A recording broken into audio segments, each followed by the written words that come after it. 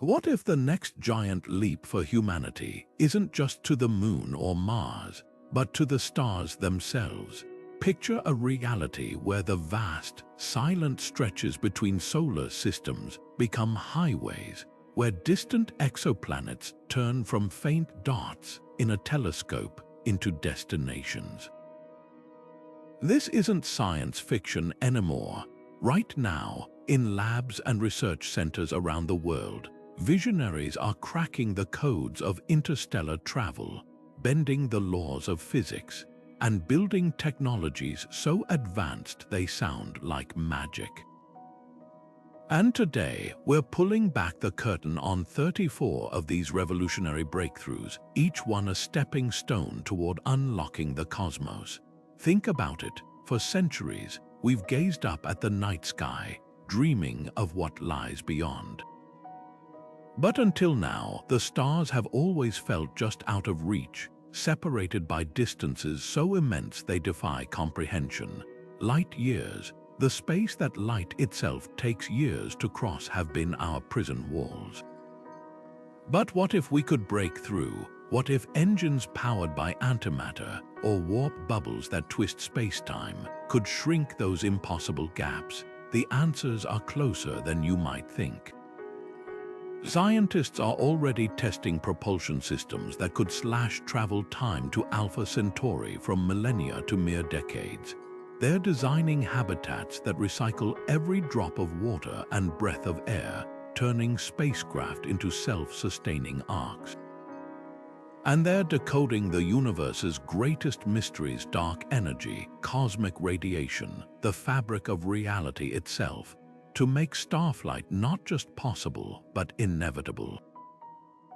This journey isn't just about technology, it's about rewriting humanity's destiny. Every innovation we'll explore, from artificial gravity rings to nanobot repair swarms, is a piece of a grander puzzle: how we become an interstellar species. Along the way, we'll meet the brilliant minds turning these ideas into reality, and we'll confront the jaw-dropping challenges they're solving, because the future of space travel isn't some distant dream. It's being built today in equations scribbled on whiteboards, in prototypes humming in vacuum chambers, and in the unshakable belief that the stars belong to us. So buckle up. By the time we're done, you'll see the night sky not as a barrier, but as an invitation, one we're finally ready to accept. One of the most mind-bending possibilities for interstellar travel comes straight from the pages of theoretical physics: the concept of warp drive. For decades, faster-than-light travel seemed permanently locked in science fiction, forbidden by Einstein's ironclad rule that nothing can exceed light speed. But what if we could cheat? Instead of moving through space, what if we moved space itself? That's the radical idea behind the Alcubierre drive, a hypothetical engine that would warp space-time around a spacecraft, compressing the fabric of the universe in front of it while expanding it behind. The ship would remain stationary inside a warp bubble, untouched by acceleration forces, while the very cosmos bends to carry it forward. The mathematics behind this concept has been evolving since physicist Miguel Alcubierre first proposed it in 1994. Early calculations suggested it would require impossible amounts of energy, more than the mass of Jupiter converted into pure fuel. But recent breakthroughs have changed the game. Researchers now believe microscopic warp effects might be achievable using something called negative energy, a peculiar quantum phenomenon where certain regions of space exhibit less than zero energy. Experiments with Casimir cavities, tiny gaps between metal plates where quantum fluctuations create negative pressure, hint that we could someday engineer these effects at scales large enough to matter. Even more astonishing, lab tests at institutions like NASA Eagleworks have detected anomalies consistent with warp bubble signatures. While these results are preliminary, they suggest we might be closer to cracking this cosmic cheat code than anyone imagined. Imagine the implications. A spacecraft equipped with a functioning Alcubierre drive could reach Alpha Centauri, our nearest stellar neighbor, in just weeks or months instead of millennia. The stars wouldn't just be destinations, they'd be waypoints on an interstellar highway. Of course, monumental challenges remain: stabilizing a warp bubble, preventing catastrophic radiation bursts at the bubble's edges, and sourcing enough negative energy are puzzles still waiting for solutions. But every equation refined, every lab anomaly investigated, brings us one step closer to turning this staggering idea into reality. The warp drive isn't just a distant dream anymore. It's a problem being worked on right now by some of the brightest minds on Earth, and that means the impossible might soon become inevitable. Now imagine controlling a probe orbiting a distant exoplanet, not with agonizing delays of years between sending commands and receiving data, but in real time, as if it were just outside your window. That's the promise of quantum communication networks, a revolutionary leap that could shatter one of space exploration's most frustrating barriers: the speed of light. While warp drives might one day carry our ships to the stars, quantum entanglement could let our voices and data travel there instantly, defying the universe's built-in delays. Here's how it works. At the heart of this technology lies one of quantum mechanics' most baffling phenomena: entanglement. When two particles become entangled, they share a mysterious connection that persists no matter how far apart they are. Change the state of one particle, and its partner reacts immediately, even if it's light years away. Einstein famously called this spooky action at a distance. But today, agencies like NASA and the European Space Agency are harnessing it to build the universe's first faster-than-light communication system. The implications are staggering. Traditional radio signals take over 4 years just to reach Alpha Centauri and another 4 to return, a near-useless lag for controlling rovers or analyzing data. But with entangled particles acting as cosmic telegraph wires, a command sent to a probe near Proxima Centauri b could arrive instantaneously. Scientists are already testing this in labs, creating pairs of entangled photons and using them to transmit information across increasing distances. In 2020, China's Misha satellite demonstrated quantum key distribution between ground stations over 700 miles apart, a small step toward interstellar applications. The challenges, though, are immense. Maintaining entanglement over interstellar distances requires shielding particles from cosmic interference that could break their fragile connection. And unlike radio waves, quantum signals can't be amplified by repeaters without destroying their delicate state. That's why researchers are developing quantum memory devices, special materials that can store and retransmit entangled states without corruption. Breakthroughs in error-correcting algorithms and ultra-cold atom traps are steadily overcoming these hurdles, inching us toward a future where mission control could guide a drone through the icy geysers of Europa with the same responsiveness as flying a drone in Earth's atmosphere. This isn't just about convenience, it's a fundamental shift in how we explore.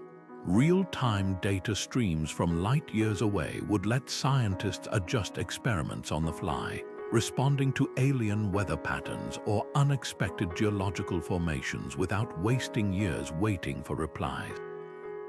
Entire fleets of autonomous probes could coordinate like a hive mind, sharing discoveries across star systems in a seamless web of quantum-connected intelligence. The stars wouldn't just be reachable, they'd be part of our daily conversation. Yet perhaps the most profound impact lies beyond exploration. A functioning quantum network could stitch humanity's future interstellar colonies together, allowing families separated by light years to speak without delay, or enabling civilizations orbiting different suns to share cultures and knowledge as effortlessly as we video call across continents today. The tyranny of cosmic distance, the loneliness imposed by light speed's limits would finally be broken. We'd no longer be isolated islands of consciousness in a vast, silent ocean, but a true interstellar community. Right now, in labs from Pasadena to Zurich, physicists are bending the rules of quantum physics to make this vision real. Every time they stabilize an entangled pair a little longer, every time they transmit a quantum bit a little farther, they're weaving the threads of a network that could one day span the galaxy. The universe may have built its speed limits, but humanity has never been good at accepting impossible as an answer. Consider an army of explorers that never grows tired, never needs resupply, and expands its numbers exponentially as it pushes deeper into the cosmos. This isn't the plot of a sci-fi thriller. It's the groundbreaking potential of self-replicating space probes, a concept that could turn our galaxy from an uncharted wilderness into a mapped frontier within a few human lifetimes. The idea traces back to mathematician John von Neumann, who envisioned machines capable of copying themselves using raw materials from their environment. Today, advances in nanotechnology and robotics are bringing this vision shockingly close to reality. Picture a single probe landing on a metal-rich asteroid. Instead of just collecting samples, it dismantles the asteroid atom by atom, using those materials to construct an identical copy of itself. Now there are 2 probes. They each fly to new asteroids and repeat the process 4 probes, then 8, then 16. Within decades, you'd have thousands, within centuries, millions. At that scale, even a galaxy as vast as the Milky Way, with its hundreds of billions of stars, becomes manageable. Instead of waiting tens of thousands of years for conventional probes to crawl from one system to another, this exponential replication could blanket every corner of our galactic neighborhood with explorers, beaming back data on habitable worlds, rare resources, and cosmic phenomena we haven't even imagined yet. The secret lies in 2 transformative technologies.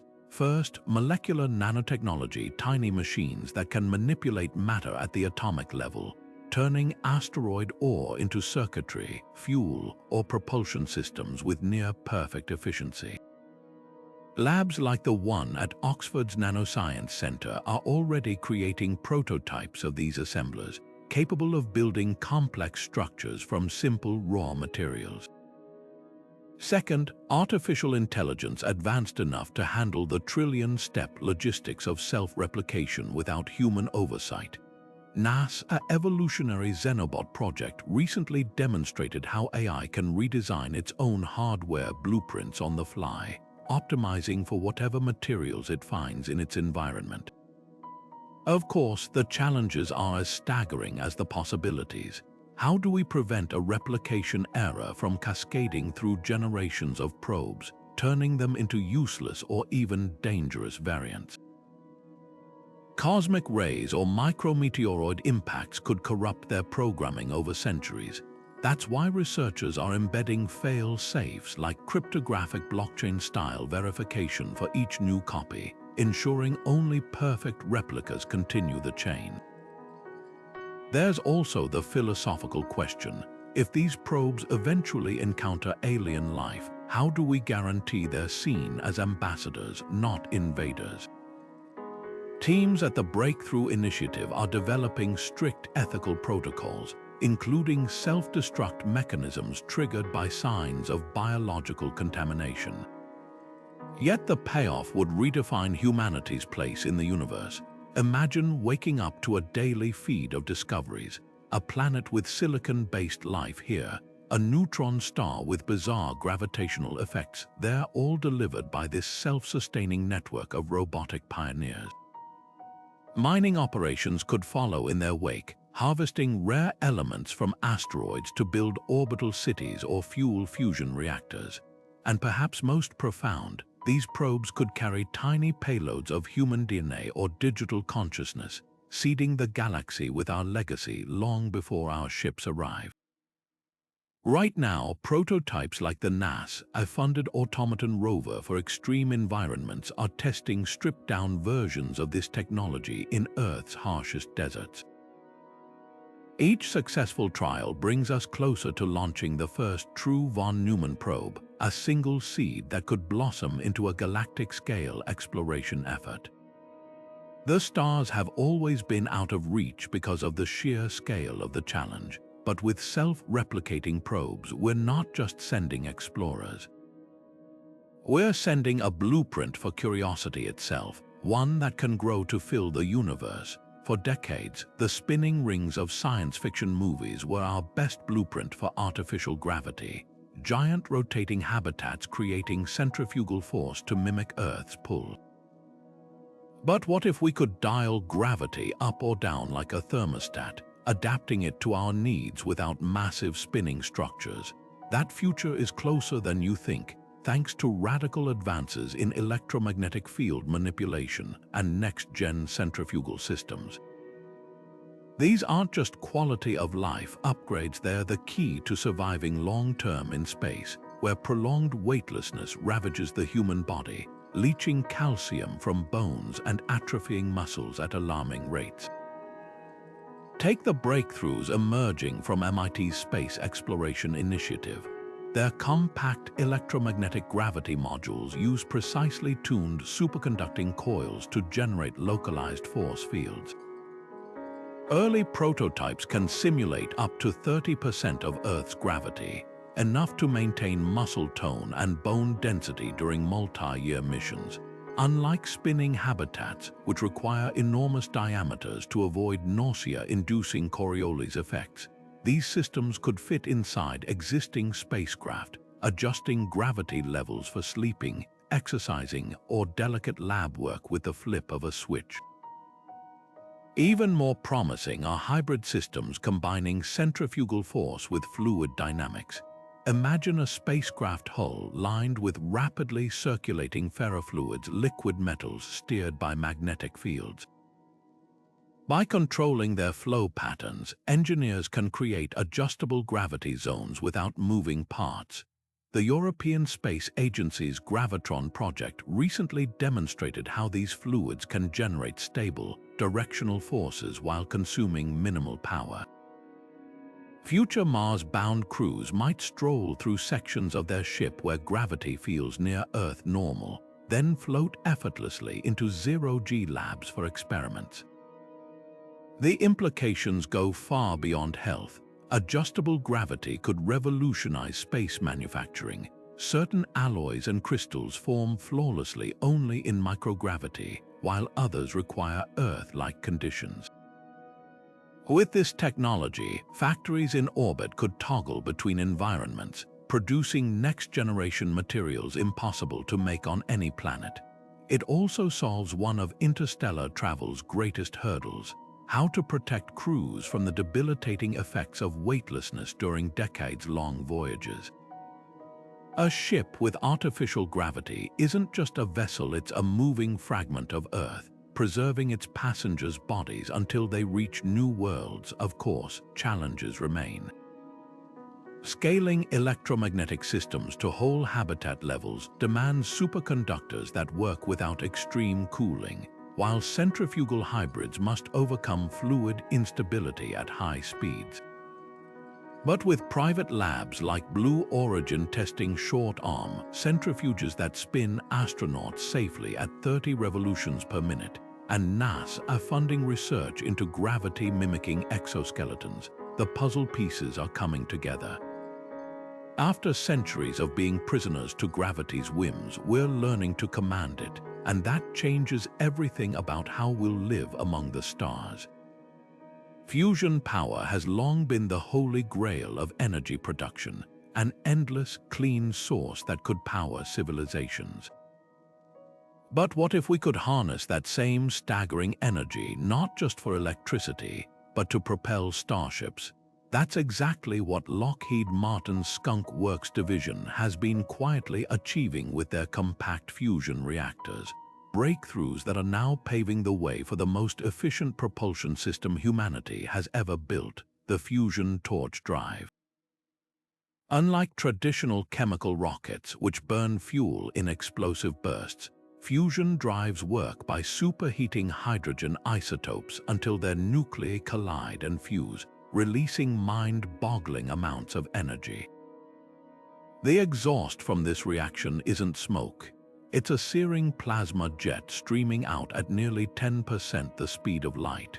That translates to thrust thousands of times more efficient than anything we've launched before. To put it in perspective, a conventional rocket needs fuel tanks the size of office buildings just to reach Mars in 9 months. A fusion torch could make the same journey in 30 days, with a fuel load no larger than a suitcase. The game changer here is sustained plasma containment.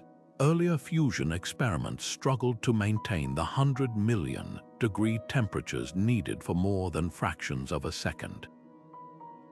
But Lockheed's breakthroughs in magnetic confinement using precisely tuned superconducting coils to create a stable, self-correcting plasma field have pushed containment times into the critical range needed for spaceflight. Recent tests at their secretive Palmdale facility reportedly achieved continuous fusion for over 60 seconds, a milestone once thought decades away. Now imagine that power unleashed in space. A fusion torch drive wouldn't just shorten trips to Mars, it would redefine the economics of space exploration. Missions that currently require years of supplies could be accomplished with weeks' worth of provisions. Asteroid mining operations could ferry megatons of precious metals back to Earth orbit in monthly shipments instead of once-a-decade hauls. And perhaps most tantalizing, these drives could serve as stepping stones to even greater distances, with refueling stations harvesting hydrogen from Jupiter's atmosphere or Saturn's rings. Voyages to the outer solar system would become routine, turning ice moons like Europa and Enceladus into bustling research hubs. There are hurdles, of course. Containing fusion plasma in Earth's gravity is one thing, keeping it stable during the violent shaking of a rocket launch is another. Engineers are developing shock-absorbing magnetic shields and fail-safe plasma-quenching systems to prevent catastrophic leaks. Then there's the challenge of heat dissipation. The exhaust plume of a fusion torch reaches temperatures hotter than the sun's surface, requiring advanced ceramic composites that can withstand the abuse trip after trip. Yet the pace of progress is electrifying. Private startups like Helion Energy are already testing prototype fusion drives in vacuum chambers, while NASA Advanced Concepts Office has drafted blueprints for torch-powered crewed missions to the asteroid belt.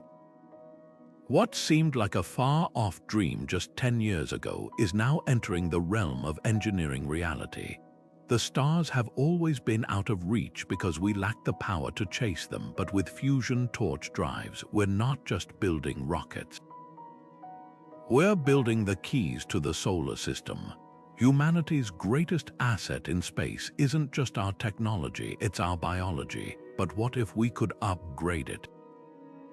Scientists are now wielding CRISPR gene editing tools like molecular scalpels, rewriting our genetic code to thrive in the void.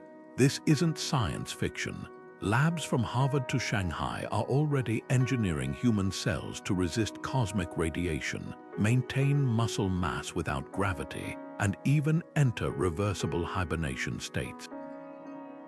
These breakthroughs could transform multi-generational star voyages from endurance trials into manageable journeys, turning fragile astronauts into space-adapted pioneers. Take radiation first. Beyond Earth's protective magnetic field, cosmic rays tear through DNA like microscopic bullets, increasing cancer risks and accelerating aging. But nature holds clues for survival. Certain extremophiles, like the nearly indestructible tardigrade, can withstand radiation doses thousands of times higher than what would kill a human. By splicing their DNA repair genes into human stem cells, researchers at the University of Tokyo have created cell lines that fix radiation damage 60% faster. Early trials with lab-grown artificial tissues show these modified cells not only survive but actively regenerate under simulated Mars surface radiation levels. Imagine crews whose very biology shrugs off radiation that would incapacitate unmodified astronauts, making lead shielding and bulky suits optional rather than mandatory. Then there's the zero-gravity problem. Without constant resistance, muscles wither and bones lose density at 1% per month, a death sentence for multi-year missions. But CRISPR offers an elegant solution, activating dormant genetic pathways from species built for low-resistance environments. Deep-diving mammals like whales possess natural mechanisms to prevent muscle wasting during prolonged submersion. By editing myostatin genes, the brakes on muscle growth scientists have already created ultra-muscular livestock. Applied to humans, this could let astronauts maintain Earth-like strength with minimal exercise. The European Space Agency's bioastronautics team recently demonstrated this with gene-edited mice aboard the International Space Station. After 6 months in orbit, their muscle fibers showed no more degradation than Earth-bound counterparts. But perhaps the most revolutionary adaptation is synthetic torpor-engineered hibernation. Black bears can lower their metabolic rates by 75% for months, surviving without movement or food. Researchers at Stanford have identified the genetic switches controlling this state and successfully induced it in non-hibernating mammals. Human trials are still years away, but the implications for interstellar travel are staggering. Crews could spend decades in suspended animation, their aging slowed to a crawl, while AI-piloted ships coast between stars. Food and oxygen requirements would plummet, reducing spacecraft mass exponentially. Early prototypes of hibernation pods, like those developed by SpaceWorks Enterprises, already use mild hypothermia to slow metabolism by 50% for short periods. Pair that with gene therapies to prevent muscle atrophy and bone loss during stasis, and you've got a recipe for crossing light years without biological decay.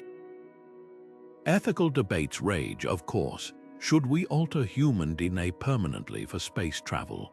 What happens when gene-edited astronauts return to Earth? Might their enhancements give them unfair advantages in sports or labor? Regulatory bodies like the United Nations Office for Outer Space Affairs are drafting protocols, but the genie is out of the bottle. Private companies are already offering experimental genetic tweaks to wealthy clients booking lunar tourism flights. The line between human and post-human is blurring.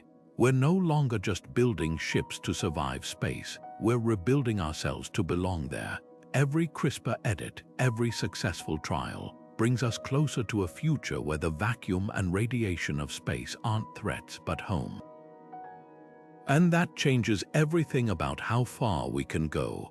Deep in the asteroid belt, silent armies of robotic miners are rewriting the rules of industry, not by digging into planetary surfaces, but by dismantling mountain-sized space rocks atom by atom. These aren't the clunky machines of terrestrial mines. They're autonomous, AI-driven harvesters capable of identifying, extracting, and processing rare metals with near-perfect efficiency. Picture a swarm of crab-like robots, each no larger than a refrigerator, scuttling across an asteroid's surface. Their articulated limbs don't just drill, they use precision lasers to vaporize ore, then electromagnetic fields to separate platinum, gold, and rare earth elements with surgical accuracy. One such prototype from the Colorado School of Mines recently achieved 98% purity in its extractions, outperforming even the most advanced Earth-bound refineries. The implications are staggering. A single metallic asteroid like Psyche, orbiting between Mars and Jupiter, contains enough iron and nickel to supply global demand for millions of years. But the real prize lies in platinum group metals vital for everything from cancer drugs to fusion reactor components, which asteroids deliver in concentrations thousands of times richer than Earth's depleted mines. Companies like Astroforge are already testing compact extraction pods in low Earth orbit, proving that space mining isn't some distant fantasy. Their latest mission demonstrated how a shoebox-sized device could harvest osmium, one of the rarest metals on Earth, from simulated asteroid material using nothing but solar-powered plasma torches. What makes these robotic miners revolutionary isn't just their efficiency, it's their autonomy. Unlike terrestrial operations requiring constant human oversight, these AI systems navigate zero-gravity environments using star trackers and LiDAR, adapting their techniques on the fly. Deep learning algorithms analyze spectral data to pinpoint ore deposits, while collaborative robots share tasks like bees in a hive. Japan's Aerospace Exploration Agency recently deployed a pair of these miners on a simulated asteroid mission. When one bot's drill jammed, its partner autonomously rerouted to assist, then recalibrated their shared production quota without a single command from Earth. The ripple effects extend far beyond profit margins. By shifting heavy industry off-world, we could end Earth's most destructive mining practices, the deforestation, toxic runoff, and carbon emissions tied to resource extraction. Orbital factories could then use these space mine materials to construct solar power satellites, space habitats, or even interstellar arcs without ever straining terrestrial ecosystems. NASA's upcoming Lunar Gateway will test this vision, 3D printing structural components using titanium extracted from asteroid simulants. Yet the challenges are as vast as the opportunity. How do you anchor mining equipment to asteroids with gravity so weak a sneeze could send machinery drifting into space? Solutions range from harpoon-like tethers to robots that swim through regolith using vibrating appendages. Then there's the legal frontier. The Outer Space Treaty forbids nations from claiming celestial bodies, but says nothing about corporations harvesting their resources. Startups like TransAstra are lobbying for clear regulations, proposing systems where mined materials are tracked like blockchain transactions to ensure fair distribution. This isn't just about wealth, it's about sustainability on a cosmic scale. Every ton of copper or cobalt plucked from an asteroid is a ton we don't rip from rainforests or indigenous lands.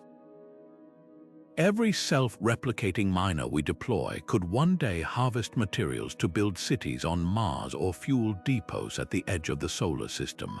The asteroids were once seen as meaningless rubble. Now they're stepping stones, and the robots reclaiming them are quietly laying the foundation for humanity's next industrial revolution, one that lifts all of us upward without grinding our planet down.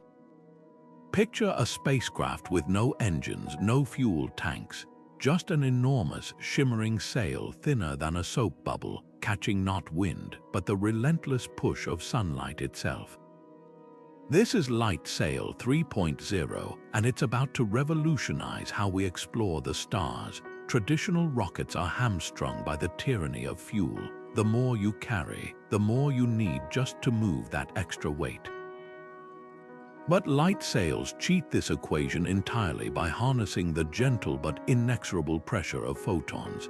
Every particle of light that bounces off that mirror-like surface imparts a tiny kick, and over time, those kicks add up to staggering speeds. The breakthrough lies in the sail's material. Earlier versions, like the Planetary Society's Light Sail 2, used mylar, a reflective but relatively heavy film. Light Sail 3.0 swaps this for metamaterials, engineered nanostructures that manipulate light in ways nature never intended. These ultra-thin sheets, woven from microscopic aluminum and silicon lattices, reflect photons with near-perfect efficiency over 99.9% compared to conventional sails 80%.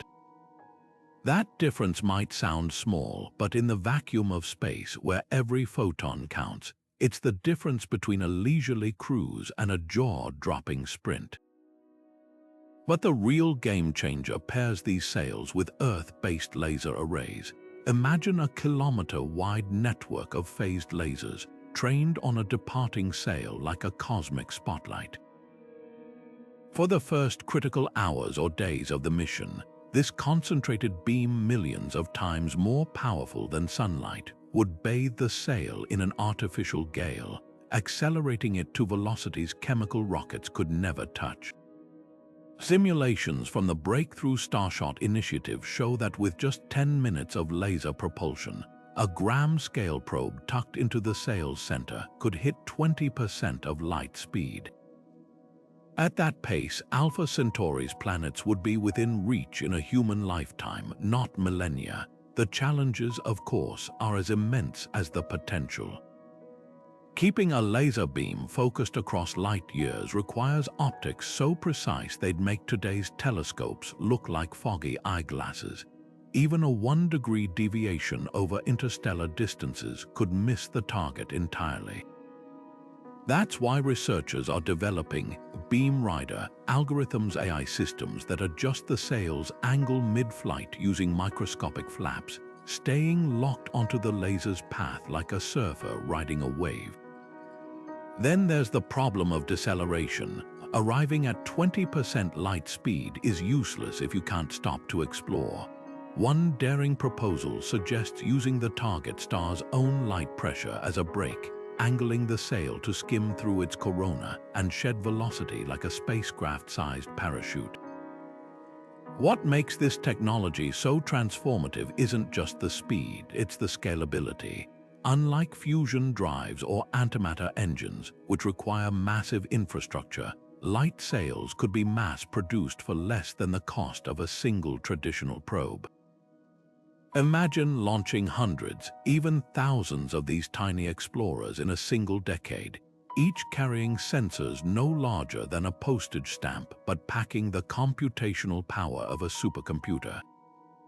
Swarms of them could map every planet in the Alpha Centauri system simultaneously, relaying back atmospheric data, surface scans, even signs of biology, all before today's toddlers reach retirement age. And the applications don't stop at exploration. These sails could serve as interstellar freight trains, ferrying data between future colonies at speeds no radio signal could match. A laser network around Proxima Centauri might one day ping Earth with real-time updates from alien oceans, or deliver entire libraries worth of discoveries in bursts of light. The stars have always taunted us with their distance, but with Light Sail 3.0, we're not just building a faster ship, we're turning light itself into the ultimate cosmic highway. Right now, labs from Berkeley to Berlin are stress-testing these metamaterials in vacuum chambers, blasting them with lasers to simulate decades of deep space travel. Every test that doesn't tear or degrade the sail brings us closer to the day when humanity's first deliberate step toward the stars won't be a thunderous rocket launch, but the silent unfurling of a mirror in the dark, a mirror that could carry our curiosity to worlds we've only dreamed of. Imagine stepping onto an alien world where the air itself is poison, thick with carbon dioxide, laced with methane, or devoid of oxygen entirely. For centuries, this scenario meant terraforming was a pipe dream, requiring millennia to reshape a planet's atmosphere through brute force methods. But now, cutting-edge bioengineering and orbital technology have compressed that timeline into mere decades. Welcome to the era of exoplanet atmosphere factories, sprawling networks of orbital mirrors and genetically tuned microorganisms that can rewrite the very chemistry of alien skies, turning lethal environments into havens for human life. At the heart of this revolution lies synthetic biology. scientists have taken extremophile bacteria organisms that thrive in Earth's most hostile environments and rewritten their metabolic pathways like software code. One strain, developed by the Mars Atmospheric Reprogramming Initiative, consumes carbon dioxide and sulfuric acid while exhaling oxygen at rates 1,000 times faster than natural photosynthesis. Another, engineered by the European Space Agency's Terraforming project, breaks down atmospheric methane into hydrogen and graphite, simultaneously scrubbing greenhouse gases and producing raw materials for manufacturing. These microbes aren't just lab curiosities, they've already been tested in simulated Martian soil aboard the International Space Station, where they transformed a sealed chamber's atmosphere from unbreathable to Earth-like in under 6 months. But biology alone can't do the heavy lifting. That's where orbital mirror arrays come in, vast, adjustable reflectors that act like cosmic climate control. By focusing sunlight onto polar ice caps or strategic atmospheric zones, they can trigger controlled warming to release trapped gases or induce precipitation patterns. The University of Arizona's Orbital Albedo project recently demonstrated how a prototype mirror just 30 meters wide could raise surface temperatures beneath it by 12 degrees Celsius. Scale that up to kilometer-sized arrays, and you've got a planetary-scale thermostat. The real magic happens when these technologies combine. Picture this: a fleet of drones disperses microbial seeds across a planet's surface while mirror arrays strategically melt ice deposits to release water vapor. The bacteria multiply exponentially, converting toxins into breathable air and organic compounds, while mirrors prevent runaway cooling or overheating. Early climate models from Caltech suggest this approach could make Mars' thin atmosphere dense enough for liquid water within 40 years, a blink of an eye in planetary time. Of course, the challenges are as vast as the ambition. Introducing engineered life could trigger unintended ecological cascades, and mirror arrays require precise orbital ballet to avoid catastrophic glare effects.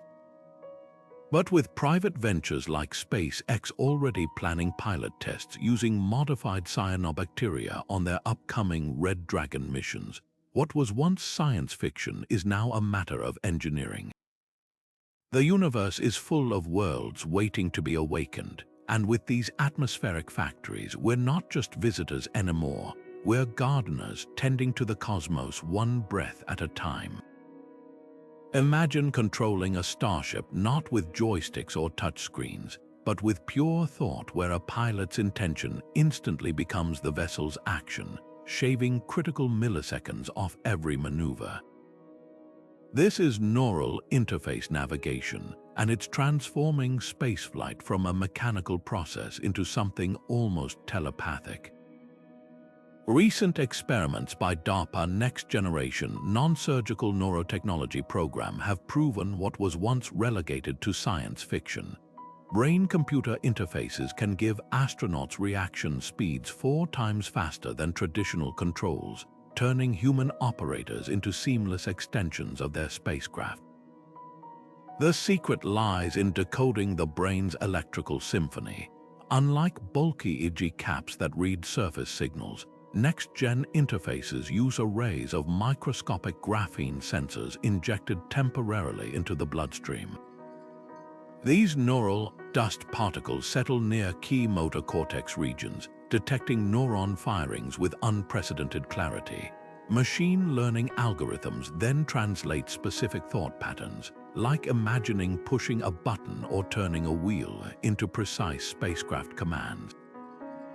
During simulated asteroid avoidance trials at Johnson Space Center, test subjects using this system corrected course in under 50 milliseconds, compared to 200 milliseconds for manual controls. At interstellar speeds, that difference could mean avoiding a collision or sailing straight into a debris field. But speed is only half the story. Neural interfaces eliminate the physical barriers of traditional cockpits. In microgravity, reaching for controls can be slow and imprecise, every movement requiring counter-movements to avoid spinning uncontrollably. With direct brain links, an astronaut strapped into a restraint harness could fire thrusters, adjust shield polarity, or analyze sensor data through pure cognition. Lockheed Martin's prototype, Synapse Pilot Station, even distributes controls across multiple crew members, allowing a navigator's spatial awareness to merge with an engineer's system diagnostics in a shared neural network. It's like the ship becomes a collective body, with each member controlling different functions as instinctively as breathing. The implications for deep space travel are profound. During high-velocity maneuvers near black holes or neutron stars, where gravitational lensing distorts sensor data, human intuition paired with machine precision could navigate hazards no AI could anticipate. And for long-duration missions, neural interfaces might integrate with cryopods, letting crews monitor ship status subconsciously during hibernation, waking only when their brains detect emergencies. Early tests on the International Space Station show astronauts can maintain basic interface connections even in induced torpor states, their brains issuing commands at a bare minimum metabolic rate. Of course, challenges remain. Protecting neural links from solar flare interference requires novel shielding materials like boron-doped nanotubes that block radiation without signal loss. There's also the psychological hurdle of control bleed, where pilots report phantom sensations of spacecraft components after prolonged use, as if their minds have expanded to encompass the ship's hull and engines. Therapeutically, researchers are developing neural grounding protocols using virtual reality to reinforce body boundaries post-mission, yet the trajectory is clear. With companies like Neuralink miniaturizing interfaces to the size of blood cells, and NASA funding brain-controlled swarm drone experiments for planetary exploration, the line between human and machine is blurring. Future historians might look back at keyboard-controlled spacecraft the way we view steam engines' clunky precursors to a world where thought and motion unite. The stars have always demanded faster reflexes than our biology allowed. Now we're rewriting that biology, and with it, the future of interstellar travel itself. Humanity may have just unlocked the secret to crossing interstellar distances without a single wrinkle or gray hair, thanks to hibernation pods that press pause on biology itself. These aren't the frozen coffins of old sci-fi films. They're advanced cryostasis chambers that gently slow metabolism by 95%, turning what would be a grueling decades-long voyage into what feels like a long nap. SpaceX's Dragon capsule prototypes and Blue Origin's secretive project Hibernation are leading the charge, testing systems that could let astronauts sleep their way to Alpha Centauri and wake up biologically no older than when they left. The science hinges on mimicking nature's most efficient survival strategy. Black bears and Arctic ground squirrels routinely drop their heart rates to just a few beats per minute during winter, their cells switching to low-power mode without damage. Researchers at the Massachusetts General Hospital's Center for Engineering in Medicine have isolated the precise protein triggers like PTK4 and SUMO1 that put cells into this protective state. By injecting synthetic versions of these proteins alongside mild hypothermia, they've induced reversible stasis in primates for up to 2 weeks, with zero cognitive decline upon revival. Scale that technology to months or years, and you've got the foundation for interstellar travel without generational ships or relativistic time dilation. But the real breakthrough lies in the pod's integration with life support systems. Traditional spacecraft must carry enough food, water, and oxygen for active crews, a burden that grows exponentially with mission duration. Hibernation changes the math entirely. A pod-equipped starship could sustain 8 astronauts with the same resources that would barely support one awake person, thanks to metabolic rates lower than coma patients. Blue Origin's latest prototype achieves this with a closed-loop system. Waste products are filtered and recycled by genetically engineered gut microbes, while an AI monitors vitals, adjusting nutrient drips and temperature by the millisecond. During a recent 30-day Mars mission simulation, test subjects consumed less energy than a household light bulb, just 12 watts per person. The engineering challenges, though, are as delicate as the biology. Maintaining stasis during cosmic events like solar flares requires pods with magnetic shielding far beyond Earth standards. Then there's the psychological hurdle. How does the human mind cope with losing months or years of subjective time? Early NASA studies at the Johnson Space Center use virtual reality, dreamscapes, to give hibernating astronauts curated sensory input, gentle forests, ocean waves, preventing neural atrophy while keeping them blissfully unaware of time's passage. Perhaps most astonishing are the spin-off applications. The same protein cocktails being tested for spaceflight are showing promise in trauma medicine, where putting critically injured patients into stasis could buy surgeons precious hours. And for Earth-bound sleep disorders, controlled hibernation might one day offer rest as restorative as a full night's sleep in just 90 minutes. The implications for exploration are staggering. Imagine a fleet of hibernation-equipped ships departing every few years for different star systems, their crews waking in shifts to maintain the vessel before returning to slumber. No more heartbreaking goodbyes for families separated by light years. Astronauts could return to a world only slightly changed. With each successful trial, we're not just building better pods, we're redefining what it means to journey between the stars. The vastness of space may have once demanded we sacrifice our lifespans to cross it. Now, we're learning to stretch those lifespans like taffy, making the universe feel just a little smaller and a lot more within reach.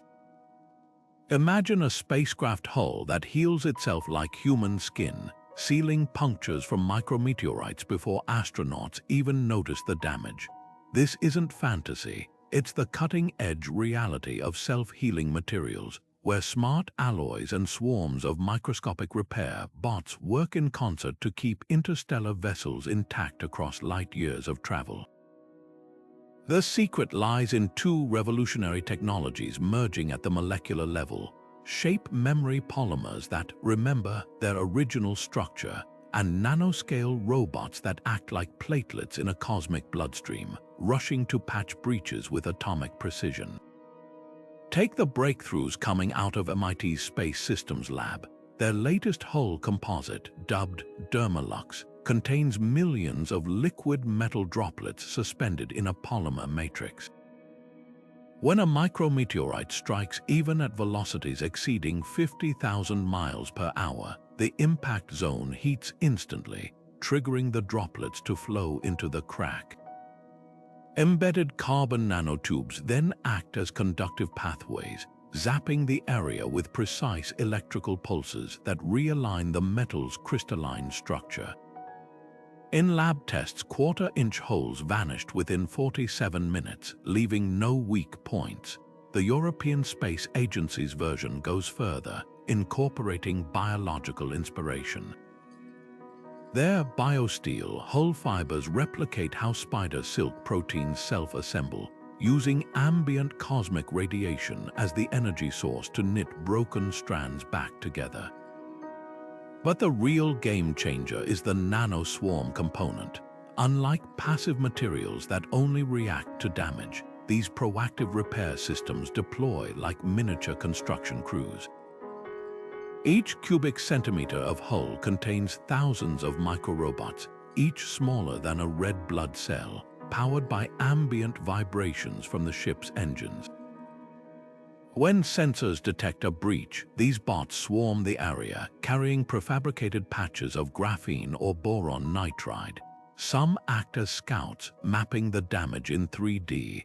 Others become welders, using focused laser beams to fuse materials, while a third group reinforces the surrounding area to prevent stress fractures. Airbus's experimental Nanomedic system even includes diagnostic bots that analyze debris from impacts, learning to anticipate future weak points based on the direction and composition of space dust in different galactic regions. The implications for deep space travel are staggering. Traditional spacecraft devote up to 30% of their mass to redundant hull layers, a costly penalty when every ounce counts. With self-healing tech, that weight could be redirected toward larger fuel reserves or scientific payloads.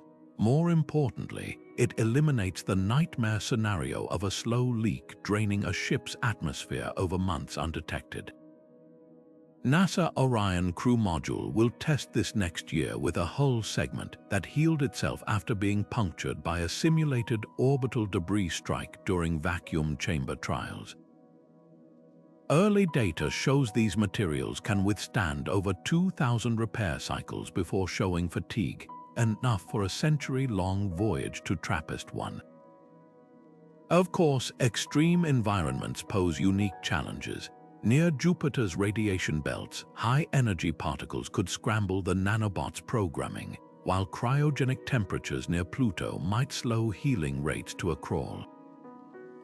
That's why labs are developing hybrid systems combining passive chemical healing for instant patches with active nano repair for precision work. The University of Tokyo's AstroSkin prototype uses a layered approach. An outer shield sacrifices itself to absorb initial impact energy, while inner layers activate progressively smarter responses, from simple resin flows for tiny pits to coordinated bot swarms for fist-sized craters. What makes this innovation truly transformative isn't just the technology, it's the psychological shift for crews. Knowing their ship can recover from damage autonomously allows astronauts to focus on exploration rather than survival. Future generations may look back at today's fragile hulls the way we view wooden sailing ships, quaint relics from an era before vessels became living, breathing extensions of their crews. The cosmos throws endless hazards at anything daring to cross it, but with self-healing hulls, we're not just building tougher ships.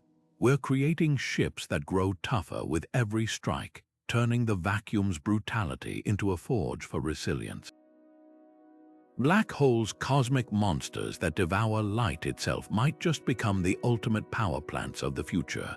Far from being just destructive forces, these gravitational giants could hold the key to nearly unlimited energy through a phenomenon so elegant it seems stolen from science fiction, the Penrose process. Named after physicist Roger Penrose, who first theorized it in 1969, this method taps into the mind-bending physics of spinning black holes, where the very fabric of spacetime gets dragged around like water in a whirlpool. Here's how it works. When matter spirals into a rotating black hole, it doesn't just vanish, it gets caught in an ergosphere, a region outside the event horizon where spacetime itself is dragged into rotation. If we could fire a projectile into this zone at just the right angle, it would split into two fragments, one falling into the abyss while the other gets slingshot outward with more energy than the original object. That's not a typo. We're talking about extracting energy from the black hole's own spin, like stealing momentum from a cosmic top. The numbers are staggering. A single stellar mass black hole could provide enough energy to power human civilization at its current level for millions of years. Unlike fusion reactors or antimatter generators that require constant fuel inputs, a Penrose harvester would simply sit in orbit, siphoning energy from the black hole's inexhaustible rotation. Advanced concepts like the black hole battery proposed by Dr. David Kipping at Columbia University envision dropping capsules of matter into the ergosphere, then collecting the high-energy fragments that emerge. Each cycle could release up to 20% of the matter's mass as pure energy, dwarfing the meager 0.7% yield of nuclear fission. But how close are we to actually building such a device? Surprisingly, the underlying physics is already being tested, just not with black holes. In 2020, researchers at the University of Glasgow replicated the Penrose effect using sound waves in a rotating water tank, proving energy extraction works even in classical systems. Meanwhile, quantum experiments with artificial black holes made from ultra-cold atoms are demonstrating how information, and by extension, energy might escape these gravitational prisons. The real hurdle is scaling up to astrophysical sizes, which requires materials that can withstand tidal forces near the ergosphere without spaghettifying. That's where breakthroughs in graphene-based structures and quantum field manipulation come in. The same technologies enabling warp drive research might one day let us build harvesters that dance at the edge of oblivion. The implications rewrite the economics of interstellar expansion. Imagine a Dyson swarm, not around a star, but a black hole capturing petawatts of power to fuel everything from planet-sized supercomputers to photon sails accelerating probes to other galaxies.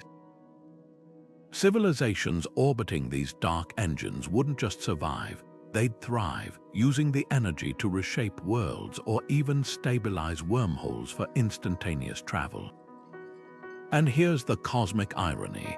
The very objects we once feared as cosmic vacuum cleaners could become the lighthouses of galactic civilization, their furious spins lighting the way to humanity's future among the stars. Of course, the challenges are as vast as the potential. Stabilizing orbits near an event horizon requires navigation precision beyond anything we've achieved, while the radiation from accretion disks would fry conventional electronics. But with labs already simulating black hole physics in tabletop experiments and AI models optimizing Penrose trajectories, what sounds like fantasy today might be tomorrow's engineering textbook problem.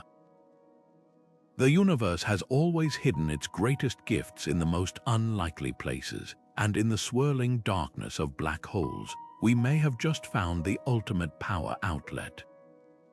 Spacecraft venturing beyond Earth's protective magnetic field face an invisible hailstorm, cosmic rays packing enough punch to shred DNA and micro debris moving faster than bullets.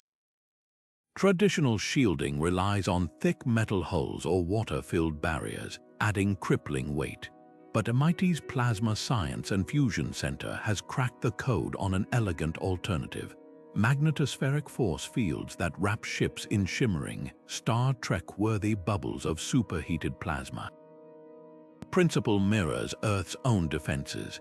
Our planet's molten core generates a magnetic field that deflects solar wind, creating a safe zone for life to flourish.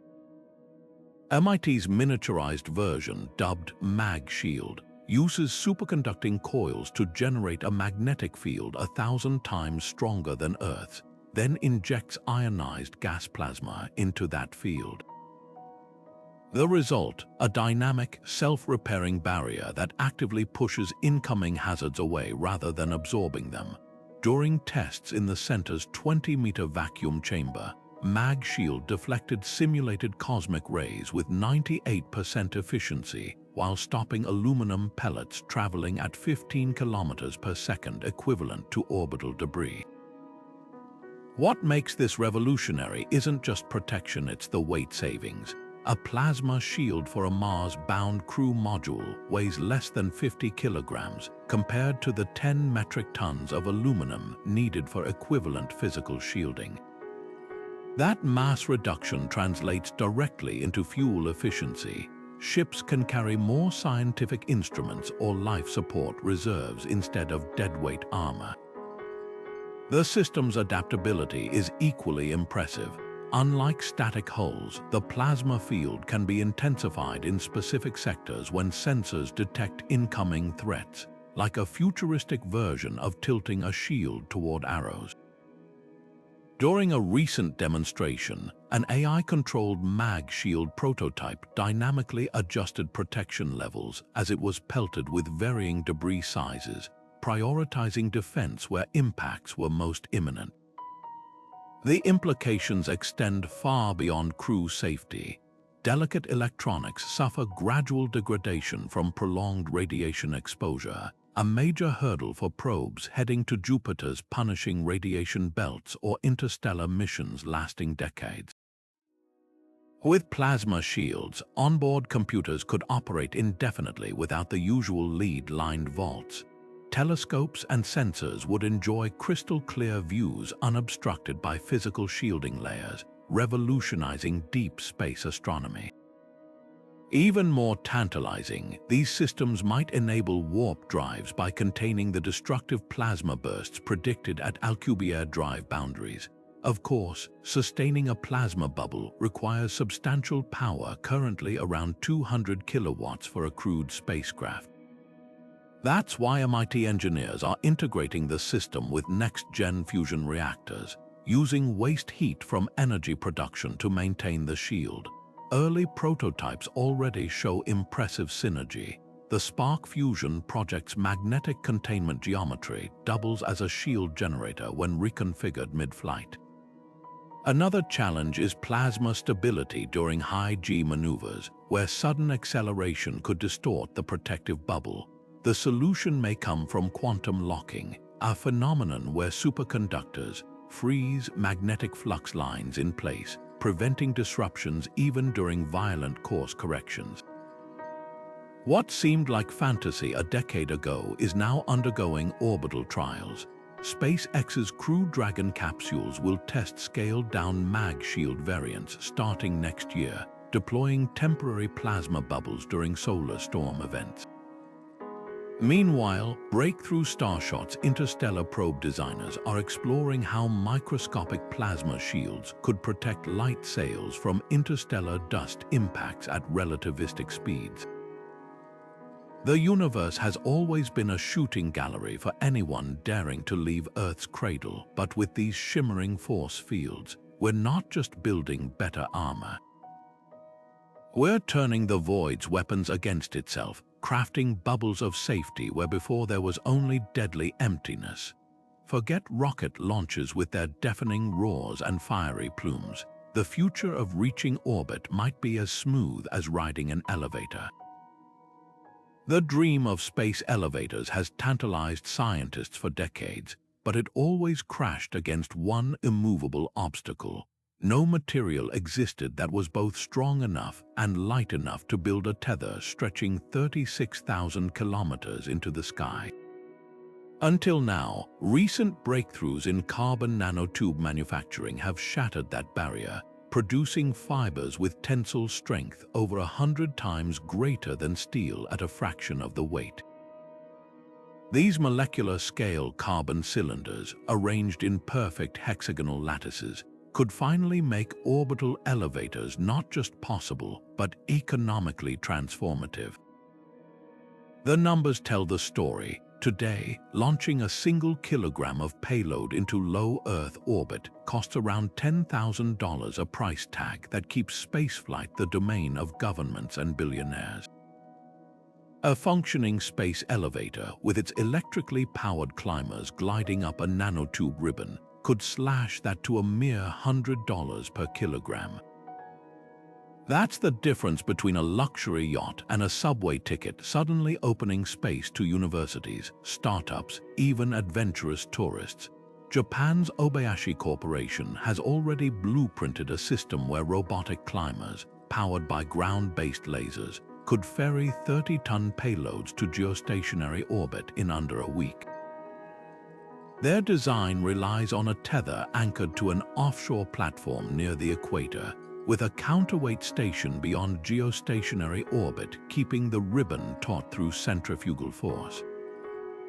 But the real magic lies in how these tethers are grown.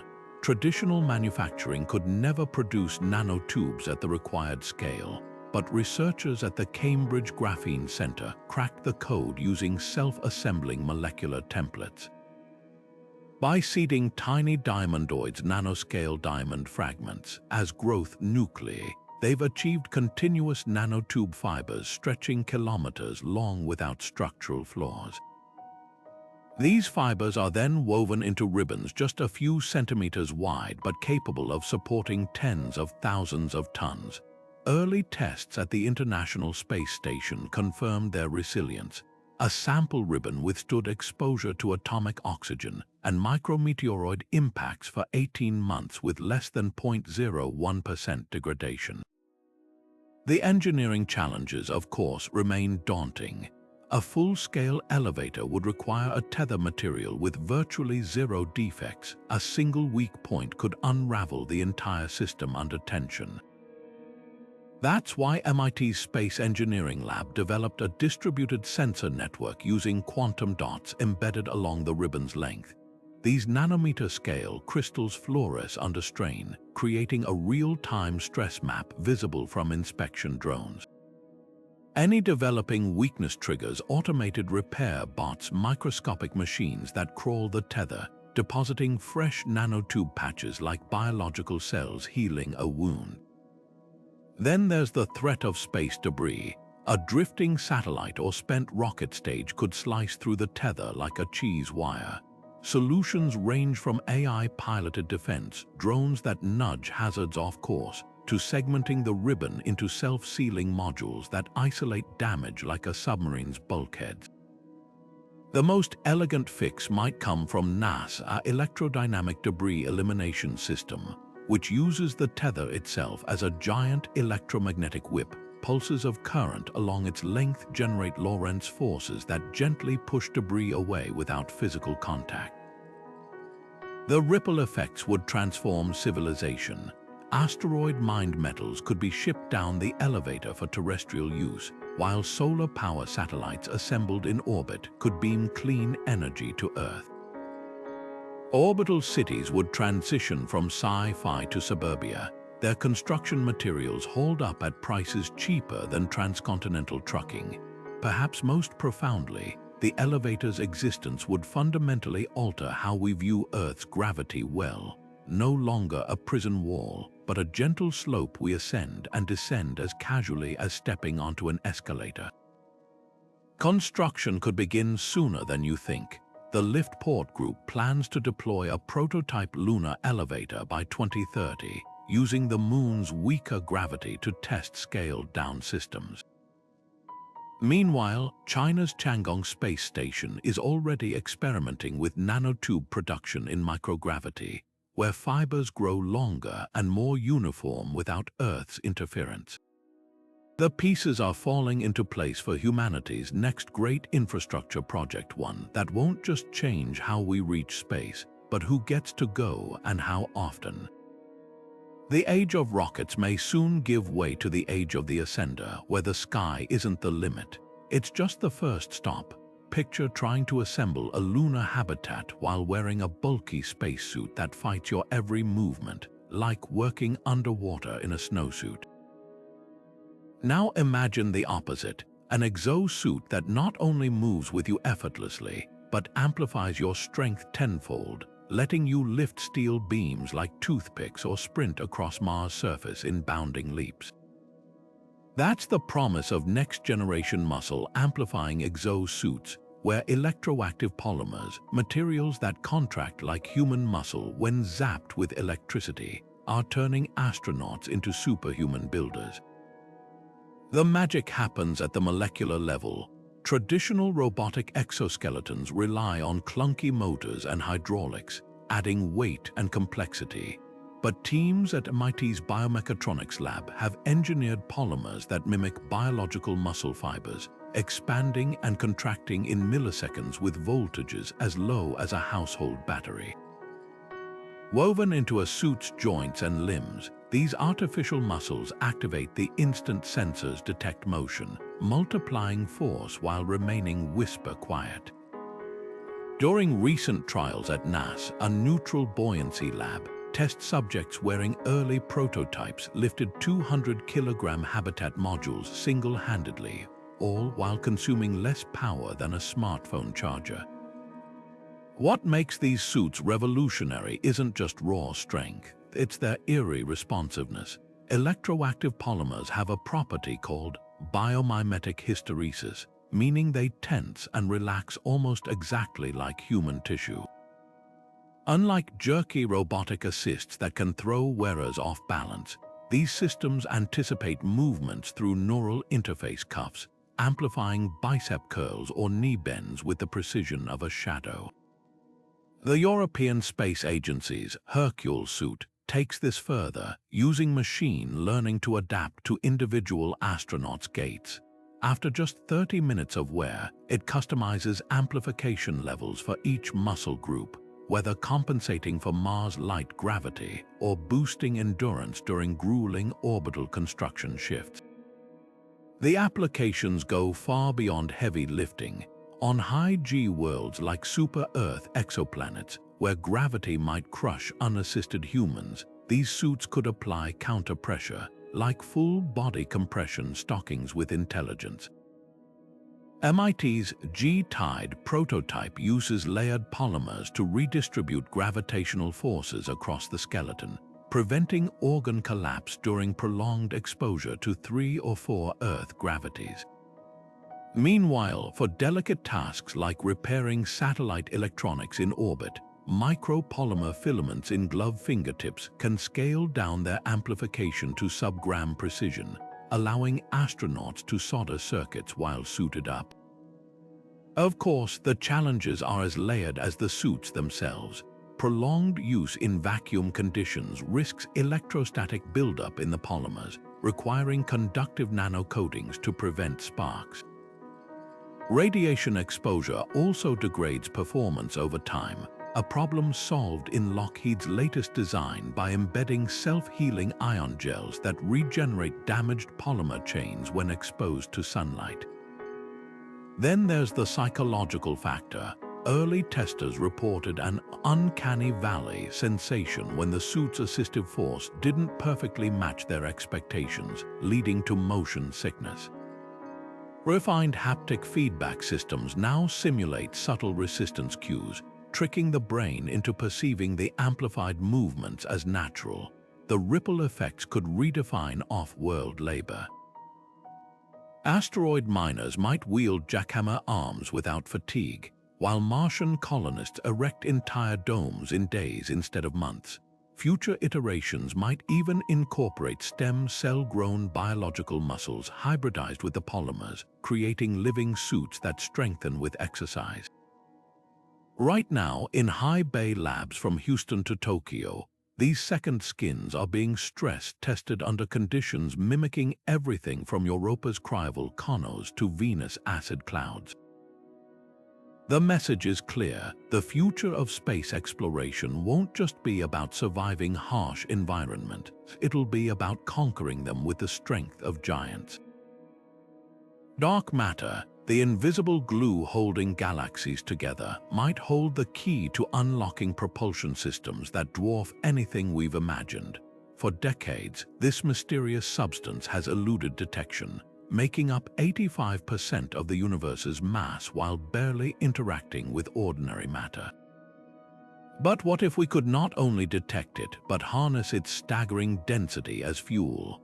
That's the radical premise behind dark matter propulsion, a concept shifting from fringe theory to serious laboratory pursuit thanks to breakthroughs in quantum sensing and particle physics.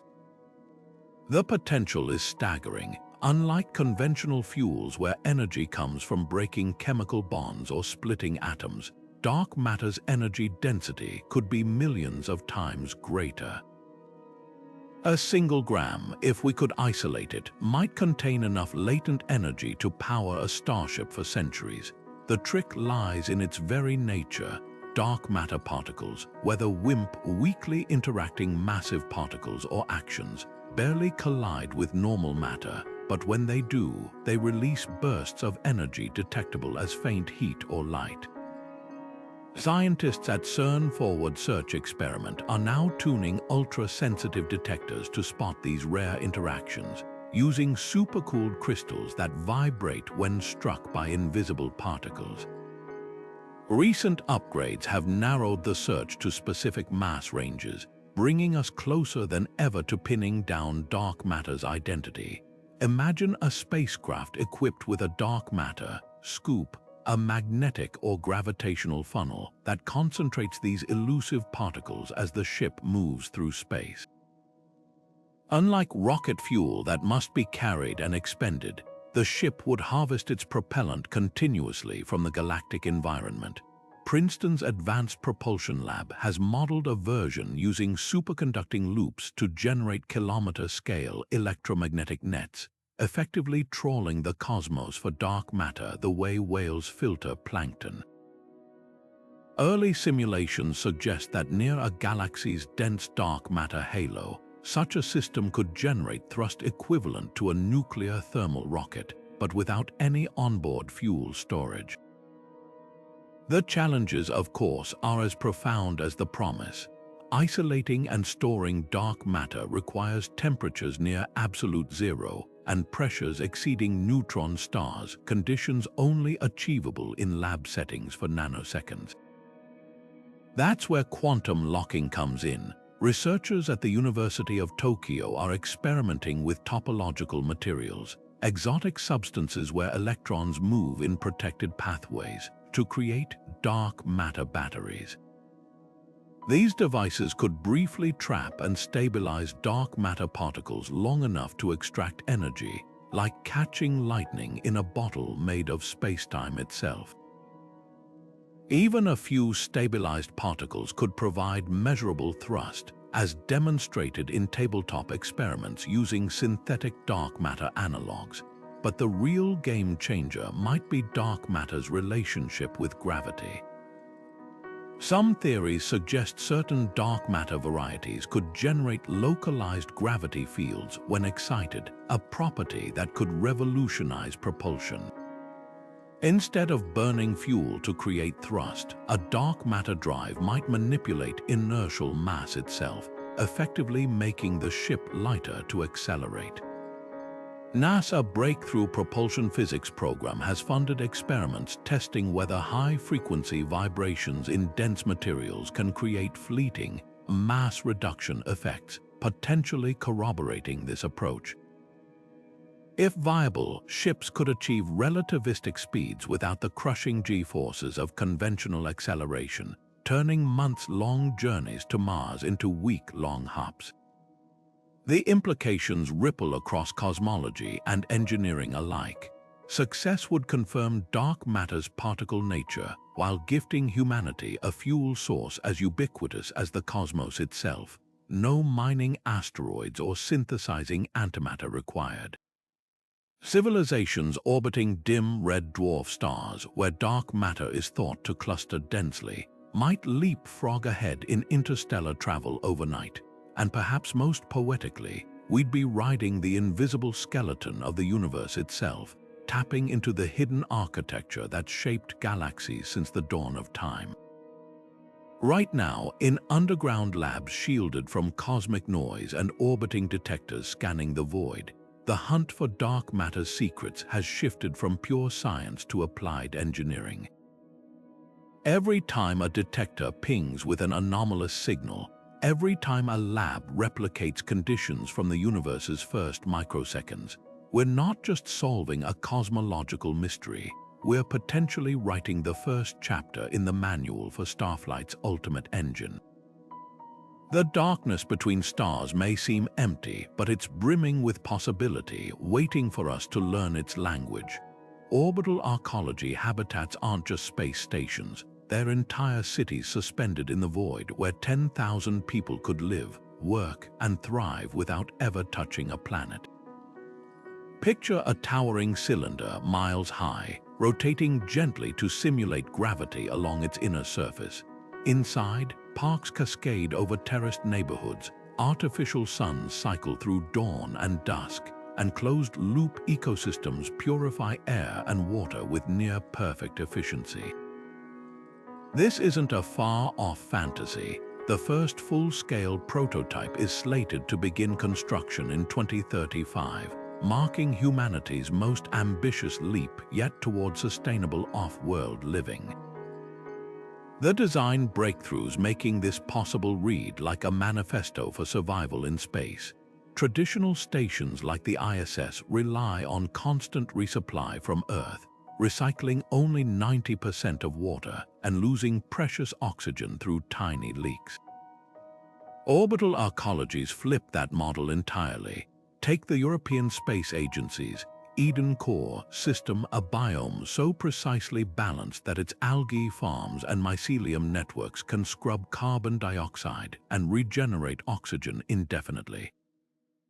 Early closed environment tests in Antarctica achieved 99.8% resource recovery, proving humans can coexist with plant and microbial life in airtight harmony.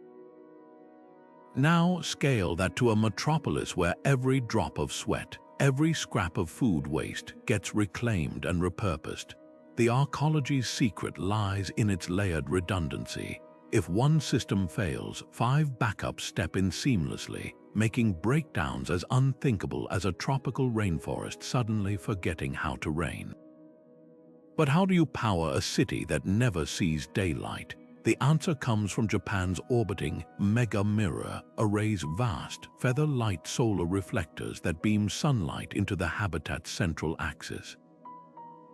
Unlike conventional panels, these steerable mirrors can simulate Earth's 24-hour cycle or extend daylight for agriculture, all while shielding residents from cosmic radiation. The real magic happens in the wavelength conversion. By filtering out harmful UV and boosting frequencies optimal for photosynthesis, these artificial suns grow crops twice as fast as terrestrial farms. NASA's recent lunar greenhouse experiments proved the concept, yielding record tomato and wheat harvests under simulated arcology lighting. The social engineering behind these habitats is just as revolutionary. Without gravity to dictate up and down, arcology architects have reimagined urban layouts as fractal spirals, where residential pods cluster like grapes along vertical atriums. Communal spaces float at the cylinder's axis in microgravity, allowing residents to glide between theaters, gyms, and labs with the ease of swimming.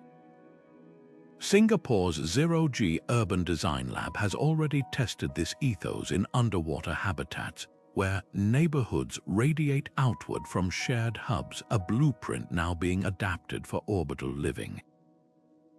Even crime prevention gets an upgrade. Machine learning algorithms monitor resource flows in real time, flagging anomalies that could indicate theft or hoarding before tensions arise. Of course, the psychological hurdles are immense. Humans evolved under open skies, not inside a rotating drum.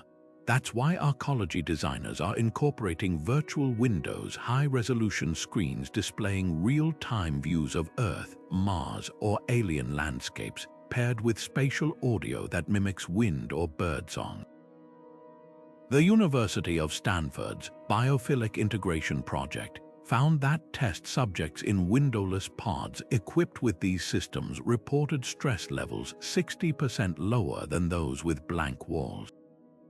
For children born in arcologies, entire deck sectors will simulate terrestrial environments, from swaying forests of flexible polymers to shallow pools where microgravity lets water form floating globules for play. The ripple effects could redefine civilization. An orbiting arcology wouldn't just house people, it would serve as a factory, university, and spaceport rolled into one. With unlimited solar energy and zero-gravity manufacturing, these cities could produce super-pure semiconductors or grow human organs for transplant without Earth's contamination risks. Their position in high orbit makes them ideal way stations for Mars-bound ships, cutting transit times by slingshotting vessels with pinpoint accuracy. And perhaps most profoundly, they offer a backup for humanity's genetic and cultural heritage, a library of species, languages, and knowledge suspended safely above any planetary catastrophe. Construction begins with the spine, a carbon nanotube truss assembled by autonomous robots, strong enough to hold a small mountain's weight. From there, modular segments click into place like vertebrae, each pre-stocked with life support systems before humans ever board. The process mirrors coral reef growth, slow, deliberate, and ultimately teeming with life.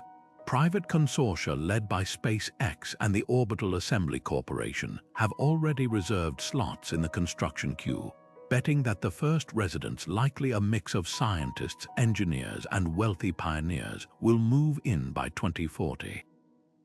Their participation in the greatest sociological experiment in history, proving that humanity can thrive untethered from any world, carried forward by ingenuity alone. The arcology isn't just a habitat, it's a declaration that our species no longer needs a planetary cradle, that we've learned to build our own. Gravitational waves, the invisible ripples in spacetime first predicted by Einstein, might soon become the ultimate cosmic GPS for interstellar voyages. Picture a starship that doesn't fight against the universe's emptiness, but instead serves the very fabric of reality, riding waves generated by colliding black holes and merging neutron stars like a celestial surfer catching the perfect swell. This isn't just theoretical.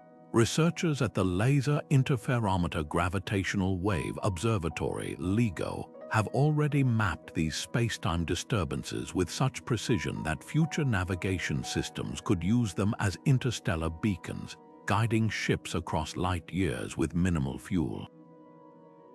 Here's how it works. When massive objects like neutron stars spiral into each other, they send out gravitational waves that propagate at light speed, stretching and compressing spacetime itself as they pass. These waves aren't random, they follow predictable patterns based on the mass and spin of the objects that created them. A ship equipped with ultra-sensitive quantum accelerometers could detect these subtle distortions, locking onto specific wavefronts to ride them like currents in an ocean.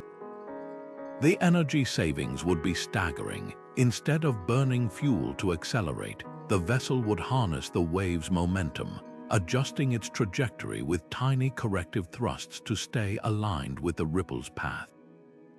Simulations from Caltech's Space Innovation Lab show that a ship catching a strong gravitational wave from a nearby neutron star merger could achieve 10% light speed without firing its primary engines once. The real breakthrough lies in the navigation networks now being designed.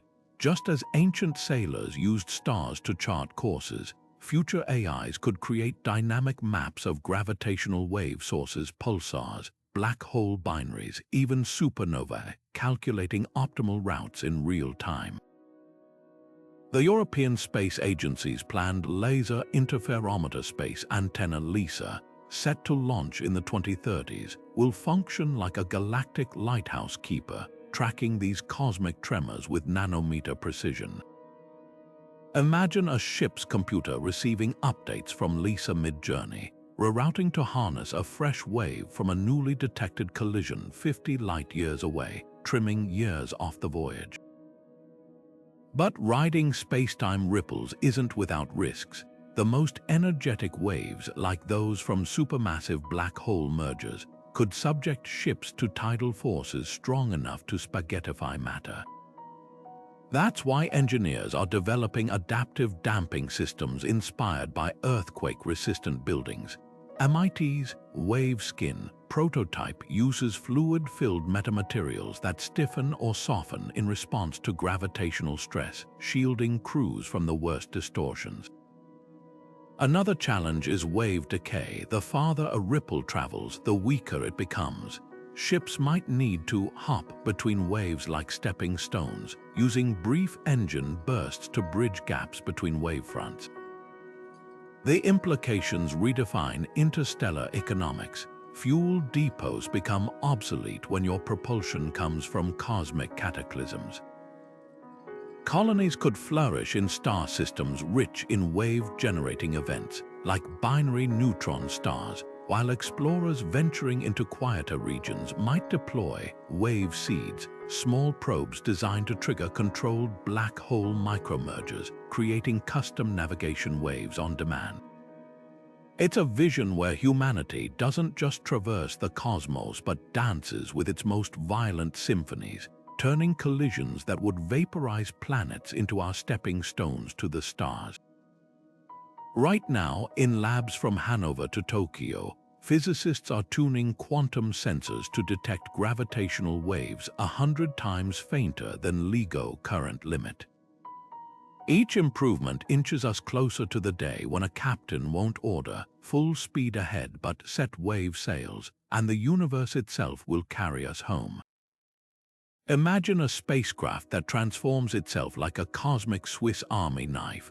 One moment a sleek orbiter skimming a planet's atmosphere, the next a rugged lander deploying drills into alien soil, all without a single bolt being turned by human hands.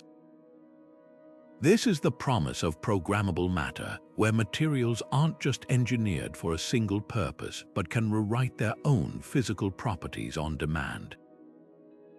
NASA Digital Materials Lab is pioneering this revolution with substances that blur the line between solid and software, embedding billions of microscopic actuators and processors into every cubic millimeter. These smart atoms communicate like a hive mind, allowing entire structures to reshape themselves in real time based on mission needs. The secret lies in modular design taken to the atomic scale. Picture a hull composed of trillions of identical microscopic cubes, each containing a tiny motor, computer, and locking mechanism. When instructed, these cubes can slide, rotate, or bond with neighbors, morphing a smooth aerodynamic surface into solar-paneled wings or a heat-shielded descent module. During recent vacuum chamber tests at JPL, a prototype wing reconfigured itself from a flat plane to a curved airfoil in under 3 minutes, a process that would take astronauts hours of risky spacewalk repairs. The system doesn't just change shape, it alters fundamental properties, apply voltage, and the same material that was flexible enough to absorb asteroid impacts becomes rigid as titanium for landing gear. Beam a specific microwave frequency, and thermal conductivity spikes to shed heat during atmospheric entry. What makes this leap possible are two breakthroughs converging. First, quantum dot nanocomputers, processors so small they operate on electron spin rather than electric current, can now be manufactured by the billions onto graphene sheets. These provide the brains of each smart atom. Second, shape memory alloys have evolved into multimemory alloys that can toggle between dozens of predetermined states rather than just two. The European Space Agency's Reshape program recently demonstrated a single strut that could cycle through 5 distinct stiffness levels, from rubbery to rock hard, based on temperature gradients in space. The implications for interstellar travel are staggering. A probe arriving at a distant star system could adapt to unknown conditions, instantly ballooning into a vast radio antenna to study magnetic fields, then compacting into a dense drill to sample underground oceans. Damaged components wouldn't need repair, they'd simply reflow like liquid metal back to their optimal form. NASA's Morph-OSAT concept takes this further, envisioning craft that split into autonomous swarm robots for planetary exploration, then reassemble for the journey home. Early prototypes have already demonstrated splitting into 4 functional mini-rovers, each with independent propulsion and science payloads, before merging back into a single spacecraft. Challenges remain, of course. Cosmic radiation can scramble the delicate quantum states controlling these materials, requiring error-correcting algorithms borrowed from quantum computing.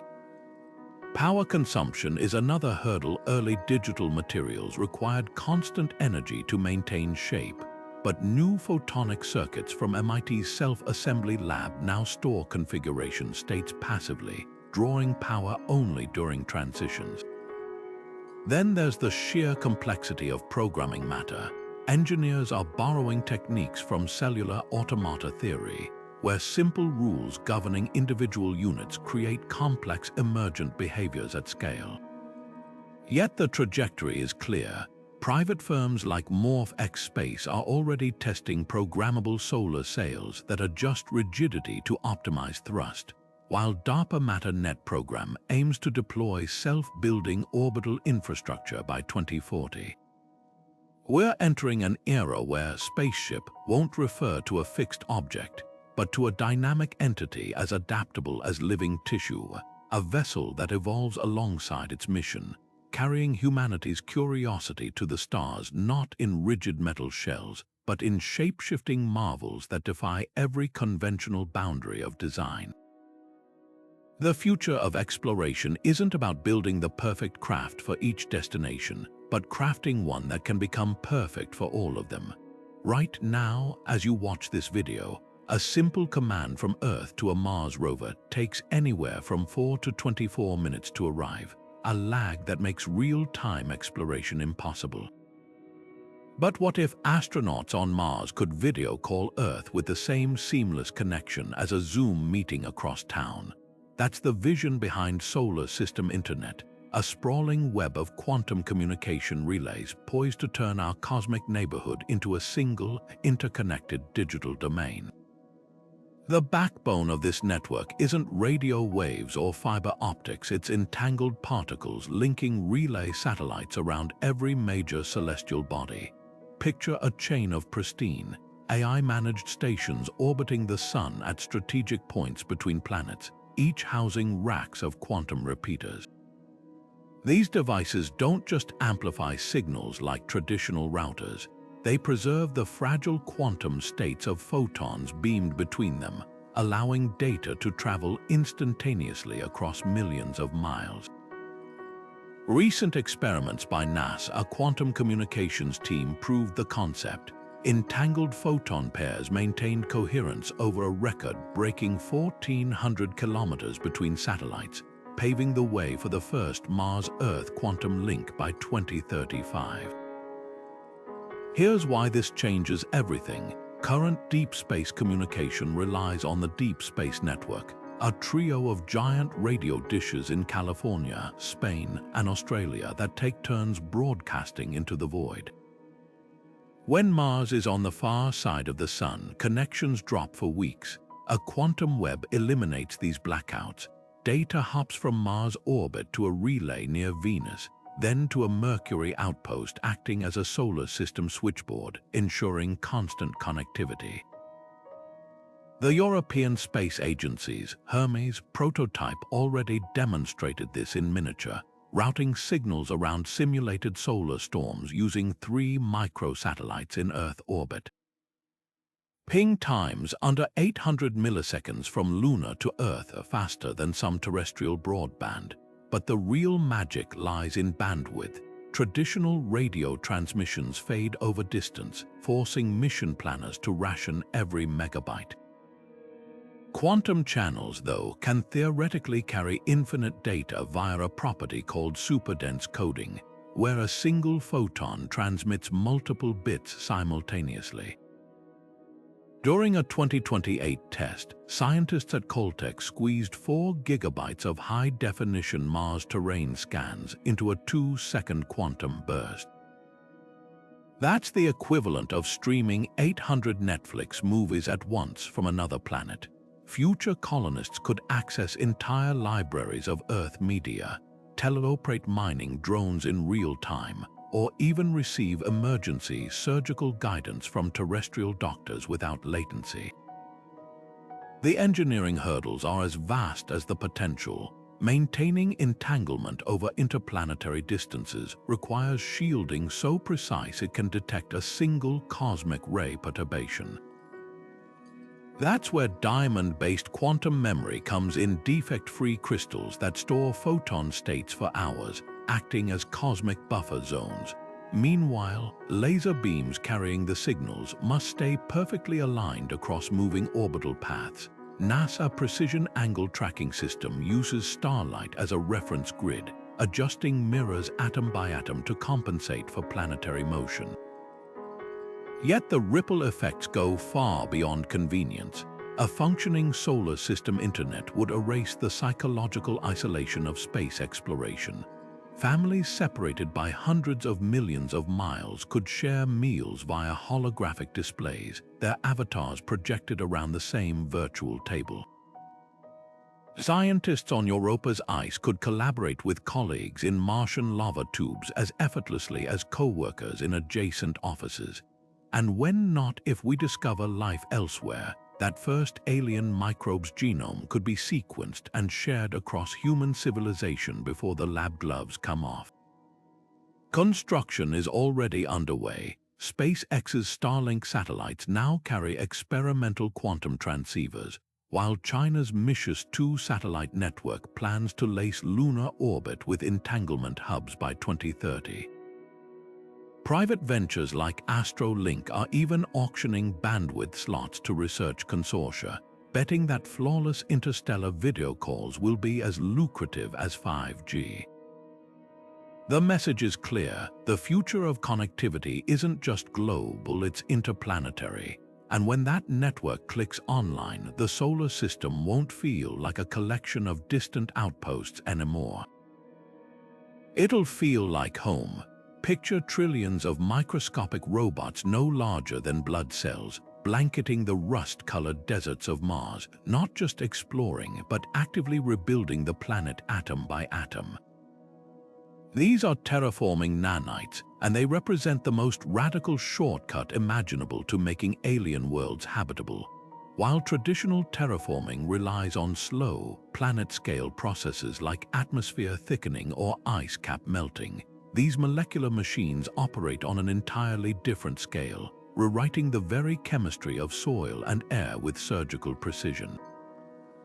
The concept hinges on two breakthroughs converging.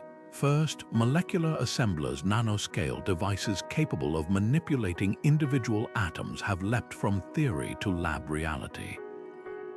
Researchers at the Molecular Manufacturing Institute recently demonstrated a prototype that rearranges carbon atoms into diamondoid structures using only ambient heat as power.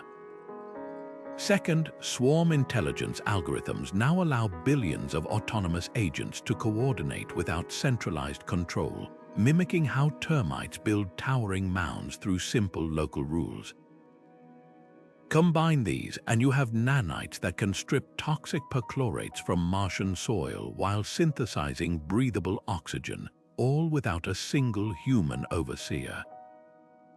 How would this play out on Mars? Initial seed probes would land near the poles, releasing quadrillions of nanites programmed with three prime directives: harvest local resources, replicate exponentially, and transform the environment.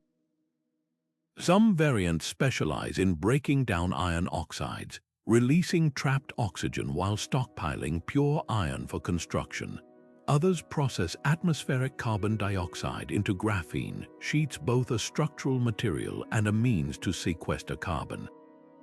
The most advanced models, called architect nanites, use these raw materials to construct vast transparent domes filled with Earth-like air.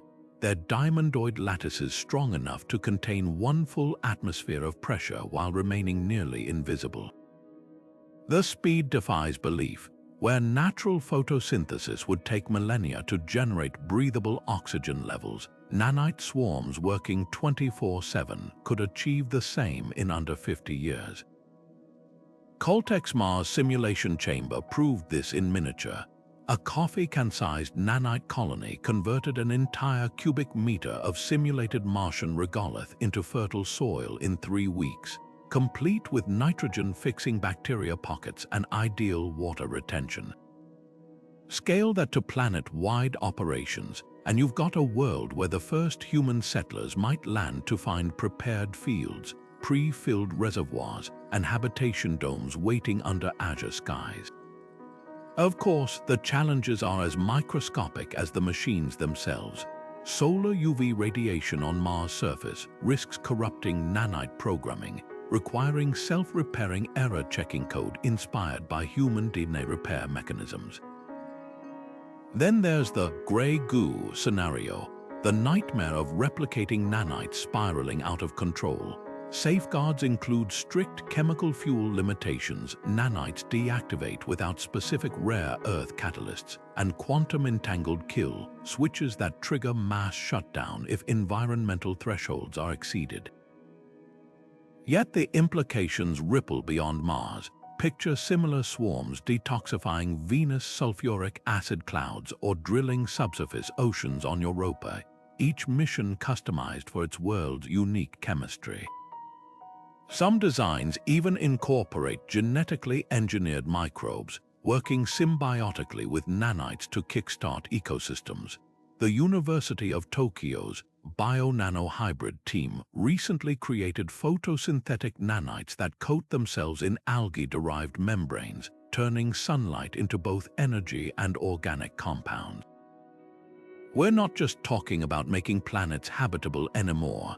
This is planetary alchemy, transforming dead rock into living worlds with tools so small they're invisible, yet so powerful they could remake the solar system in a human lifetime. The first prototype swarms may launch as early as 2040, hitching rides on SpaceX's Starship cargo missions. When they land, they won't just explore Mars. They'll begin building a second Earth before our eyes, one atom at a time.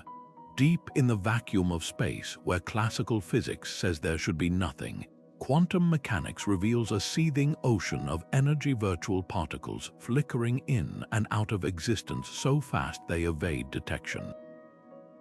This isn't empty space, it's a cauldron of infinite potential called zero-point energy, and a handful of daring scientists believe it could be the ultimate power source for interstellar voyages. The math is dizzying. A single cubic centimeter of pure vacuum may contain more energy than all the oil reserves on Earth combined. Tapping even a fraction of that could provide spacecraft with limitless propulsion, no fuel tanks required.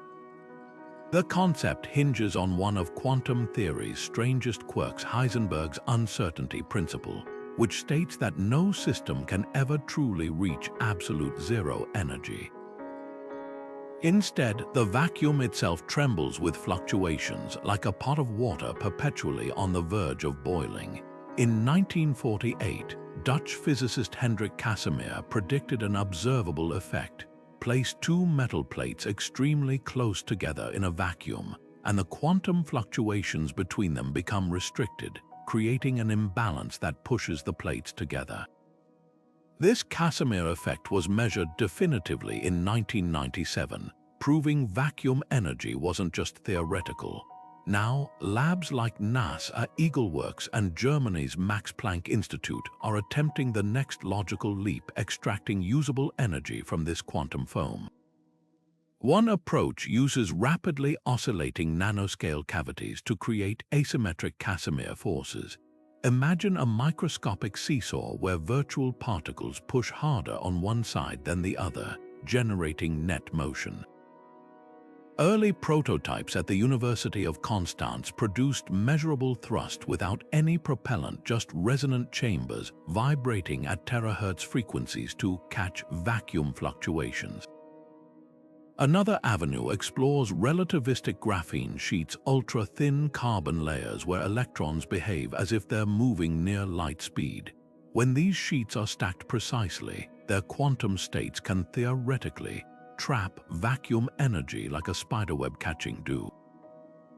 A Caltech team recently reported anomalous heat generation in such a setup, though peer review is ongoing. The implications for space travel border on revolutionary.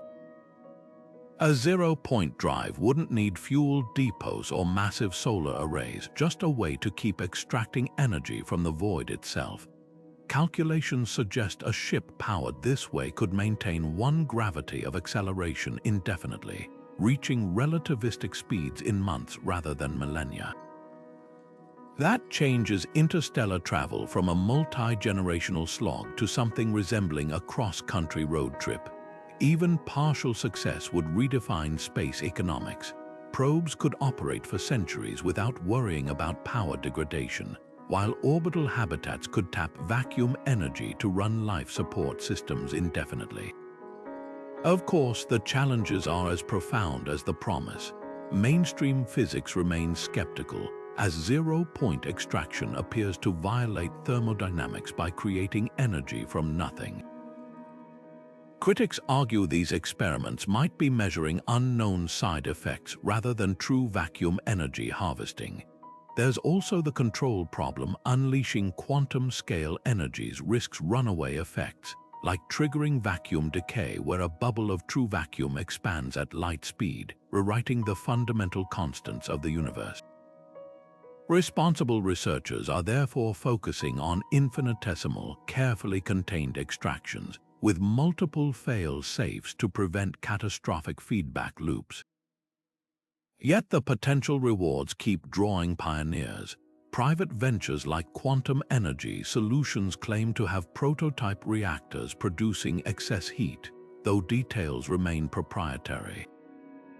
Meanwhile, DARPA's recent Quantum Energy Initiative is funding labs to explore military applications, from perpetual drones to underwater bases with inexhaustible power.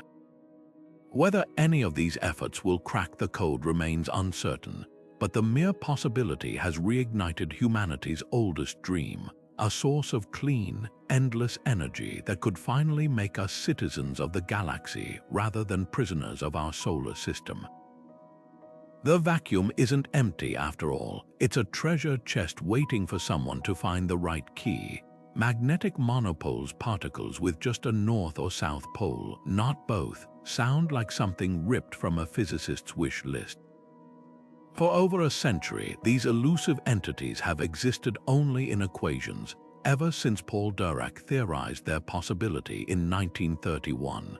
But if we could find or create them, they might unlock propulsion systems so efficient they'd make today's ion drives look like steam engines. Imagine an engine that doesn't push against anything, but instead manipulates the fabric of spacetime itself, leveraging monopoles' unique ability to tug on magnetic fields in ways no ordinary magnet can.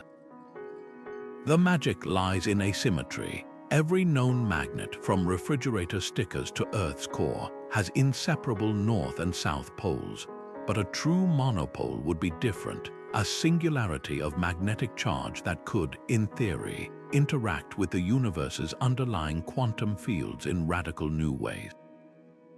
Recent work at CERN Mo-Edel experiment suggests these particles might form momentarily in ultra-high energy particle collisions, fleeting as soap bubbles before decaying. If we could stabilize them, their properties could enable what's called the monopole drive, a propulsion concept where monopoles are accelerated along a superconducting ring, generating directional thrust without expelling mass. Unlike rockets that burn fuel to create exhaust, this system would effectively push against the magnetic fields permeating space itself, turning the cosmos into an unseen track to push off from. The numbers are mind-bending. Simulations from the Advanced Propulsion Physics Laboratory at NASA EagleWorks suggest a monopole drive could achieve specific impulses, a measure of fuel efficiency, millions of times greater than chemical rockets. A probe equipped with such an engine might reach Pluto in weeks rather than years, or cruise at a constant 1g acceleration to Alpha Centauri without the fuel mass penalties that cripple conventional designs. The secret lies in monopoles' hypothetical ability to catalyze proton decay, a process where they convert ordinary matter directly into energy with near-perfect efficiency.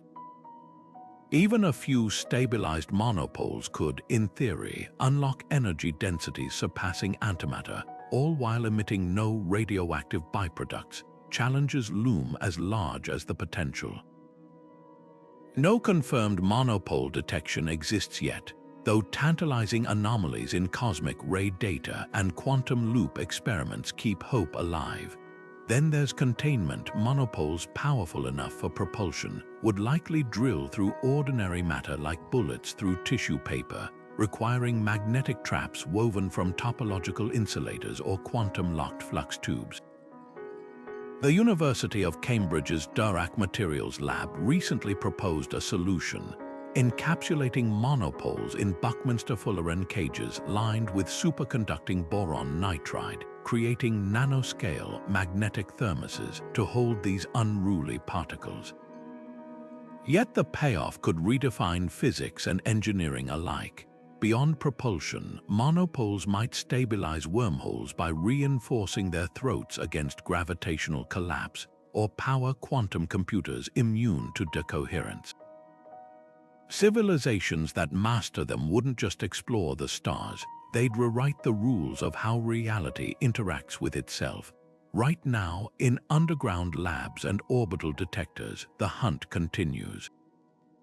Every time a particle collider smashes atoms at near light speed, or a deep space observatory catches an anomalous cosmic ray, we're one step closer to finding the universe's ultimate missing piece, and with it, the key to sailing the cosmic ocean not with oars or sails, but by bending the very currents of magnetism that weave through the void.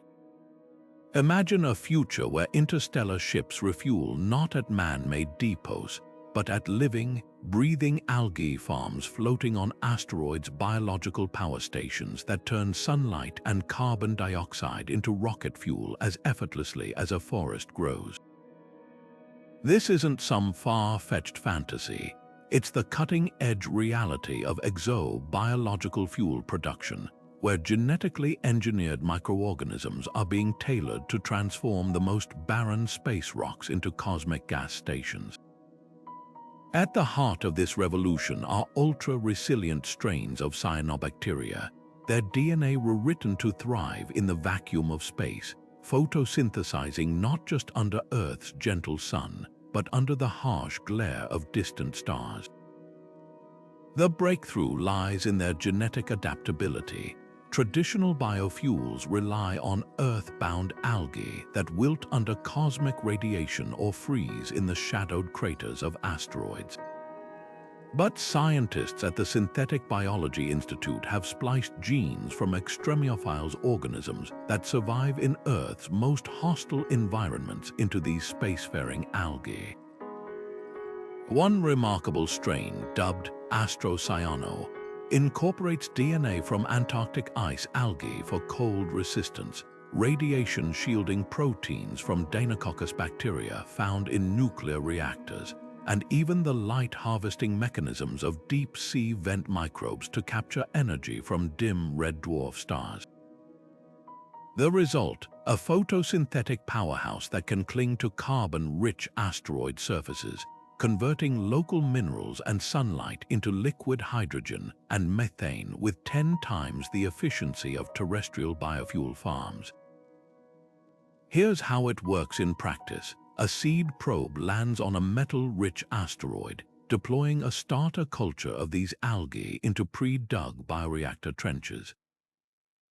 The organisms multiply exponentially, their cell membranes genetically tweaked to excrete fuel directly into collection pods rather than storing it internally.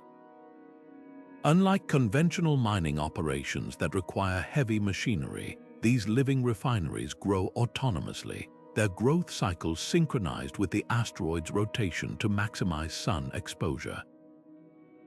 The European Space Agency's BiofuelX experiment proved the concept on a simulated asteroid in low Earth orbit, where a palm-sized algae patch produced enough methane in 6 weeks to power a small thruster for 15 minutes.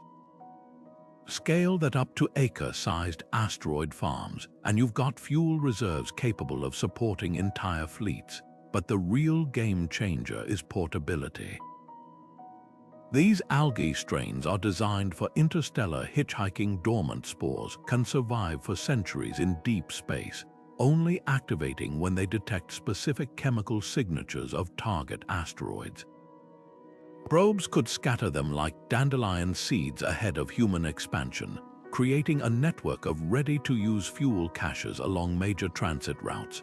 Private ventures like Astrogen Bioworks are already testing fuel seeds, tiny capsules containing algae spores and nutrient gels that can be dropped onto promising asteroids by passing ships. Early adopters include SpaceX's planned Mars tankers, which aim to cut Earth-bound fuel resupply missions by harvesting methane from pre-seeded series deposits. The implications rewrite the economics of space travel. Instead of hauling every drop of fuel from Earth at staggering cost, ships could top up at these biological waste stations, slashing mission budgets by 90%. Asteroid miners wouldn't just extract precious metals, they'd cultivate fuel as a cash crop, with orbiting algae farms becoming the interstellar equivalent of roadside diners.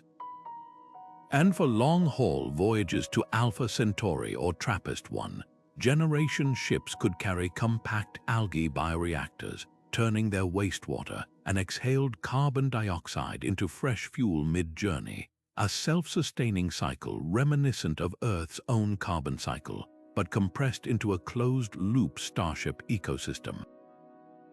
Of course, challenges remain. Zero gravity alters fluid dynamics in ways that can drown algae clusters in their own waste products, requiring ingenious bioreactor designs with centrifugal force separators. Then there's the contamination risk. Strict planetary protection protocols must ensure these engineered organisms don't accidentally seed lifeless worlds with terrestrial DNA.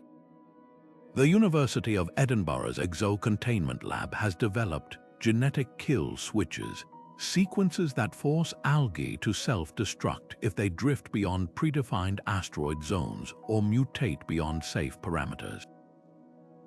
Yet the potential is as vast as the cosmos itself. These aren't just fuel factories, they're prototypes for a new kind of space infrastructure, one that grows rather than being built, adapts rather than degrades, and turns the universe's raw materials into the very energy that propels us deeper into its mysteries. The first commercial exo-biological fuel farms could be operational by 2040, their emerald green patches visible through telescopes as tiny oases in the void. And when future astronauts siphon fuel from these living wells, they won't just be filling tanks.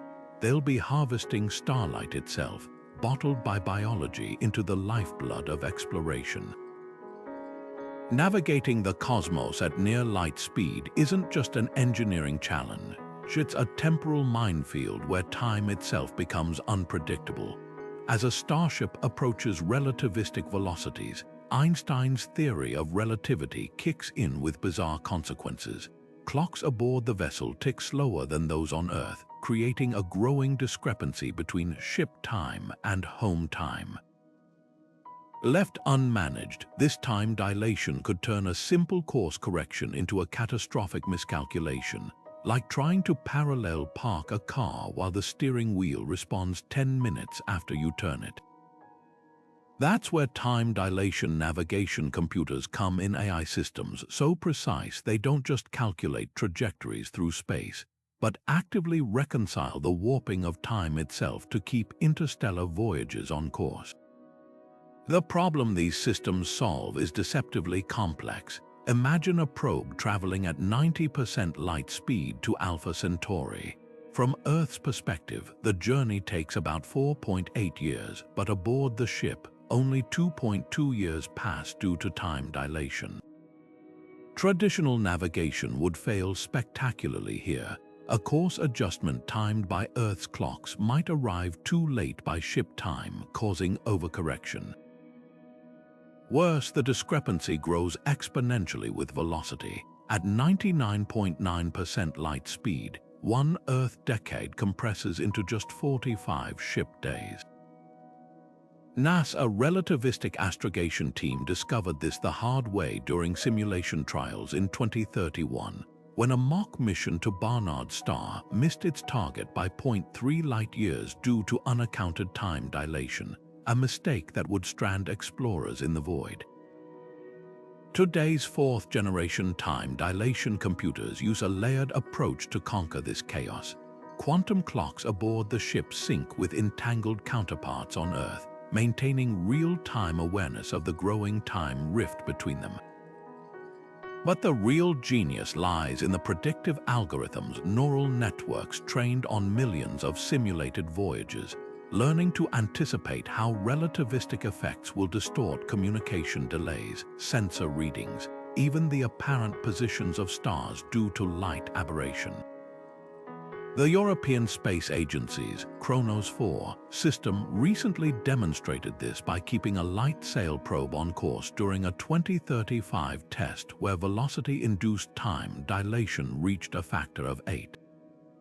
Despite Earth's commands arriving at increasingly delayed intervals, the onboard AI adjusted thrust vectors with flawless timing, compensating for both the ship's distorted time frame and the shifting apparent location of its target star. What makes these systems revolutionary isn't just their precision, it's their autonomy. Deep in interstellar space, where real-time communication with Earth is impossible, these AIs become temporal cartographers, constructing four-dimensional maps that include time as a navigable axis. Lockheed Martin's experimental Timescape computer takes this further, using pulsars as cosmic metronomes. Their ultra-regular flashes serve as universal clocks, allowing ships to triangulate their position in spacetime even as relativity twists local time. During a controversial 2038 experiment, a Timescape-equipped drone deliberately accelerated to 0.999 light speed near Jupiter's orbit, then successfully rendezvoused with a pre-placed marker using only time-corrected pulsar navigation after Earth lost contact. Skeptics initially dismissed the results as luck, until analysis proved the AI had accounted for over 58 seconds of accumulated time dilation during the maneuver. The implications ripple far beyond navigation. These systems are rewriting fundamental aerospace protocols.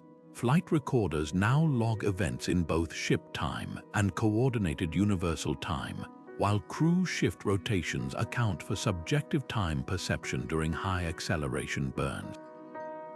Perhaps most astonishingly, time dilation computers are enabling entirely new mission profiles, like time-optimized trajectories where ships exploit relativistic effects to reach destinations in fewer subjective years, letting crews age less than those waiting back home. The Breakthrough Initiative's planned mission to TRAPPIST-1 will use this tactic, with astronauts arriving after 21 Earth years but experiencing only 9, buying precious extra years for exploration before returning to a changed world. Yet the challenges are as profound as the breakthroughs. Quantum clocks remain vulnerable to cosmic ray interference, requiring redundant arrays shielded by liquid helium cocoons. There's also the philosophical question of how humans interact with these systems. Training pilots to think in multiple time frames has led to cases of temporal motion sickness, where the brain struggles to reconcile conflicting time perceptions.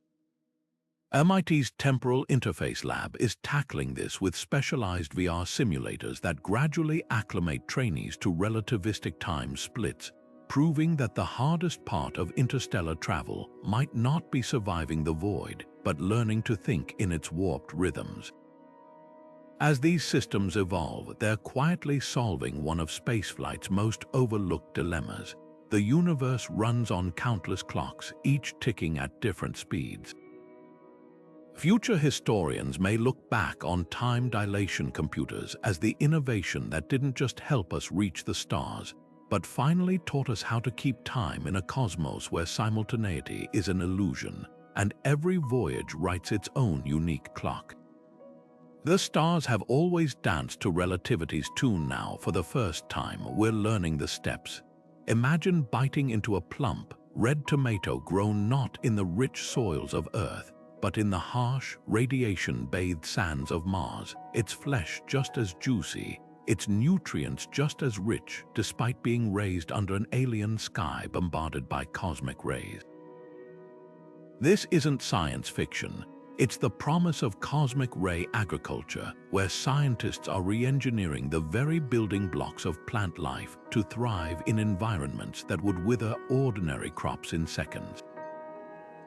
While most space farming research focuses on shielding plants from radiation, a daring new approach flips the script. What if we could turn crops into radiation sponges, transforming deadly cosmic rays into fuel for growth?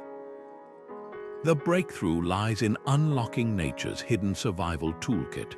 On Earth, certain extremophile organisms like the hardy Deinococcus radiodurans bacteria can withstand radiation doses thousands of times stronger than what would kill a human. By splicing these organisms' DNA repair genes into staple crops, researchers at the International Space Agriculture Consortium have created wheat and potato strains that not only survive cosmic rays, but use them to stimulate growth. These modified plants treat radiation like extra sunlight, activating photolysis enzymes that convert high-energy particles into metabolic boosts. In orbital trials aboard the ISS, cosmic ray-adapted soybeans grew 20% faster than their Earth-bound counterparts, with higher protein content, all while bathed in radiation levels that would sterilize normal seeds. But the real marvel is how these crops sidestep the need for bulky shielding. Traditional space greenhouses demand thick leaded glass or water-filled walls to block radiation, adding massive weight to already expensive missions. Cosmic ray crops, though, flourish under transparent aerogel films just millimeters thick, their cell walls reinforced with radiation-absorbing melanin nanoparticles derived from fungi. The European Space Agency's Harvest Moon prototype greenhouse, tested in Antarctica's Mars-like conditions, proved the concept. Unshielded barley plants yielded edible grains despite exposure to solar proton storms that would have killed conventional crops. The barley's secret, genetically enhanced root systems that funnel excess radiation energy into creating antioxidants, resulting in grains with triple the vitamin E of Earth-grown varieties. The implications stretch far beyond survival rations. These crops could become the backbone of off-world ecosystems. Picture Martian domes where plants actively scrub radiation from the air, their leaves absorbing harmful particles like living air filters. Or asteroid outposts where crops grow directly in cosmic ray-rich surface regolith, their roots breaking down toxic perchlorates into breathable oxygen. The University of Tokyo's Astrofarming project even imagines a future where plants broadcast their health through bioluminescence.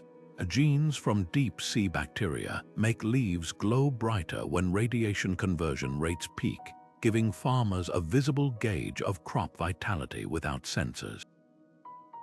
Yet the challenges are as complex as the science. Long-term exposure to heavy ions, the most damaging component of cosmic rays, can still cause mutations over generations. That's why NASA's Advanced Plant Habitat team is developing generational genetics, self-correcting DNA that resets mutation errors during seed formation, akin to a biological version of error-correcting computer code. There's also the culinary hurdle.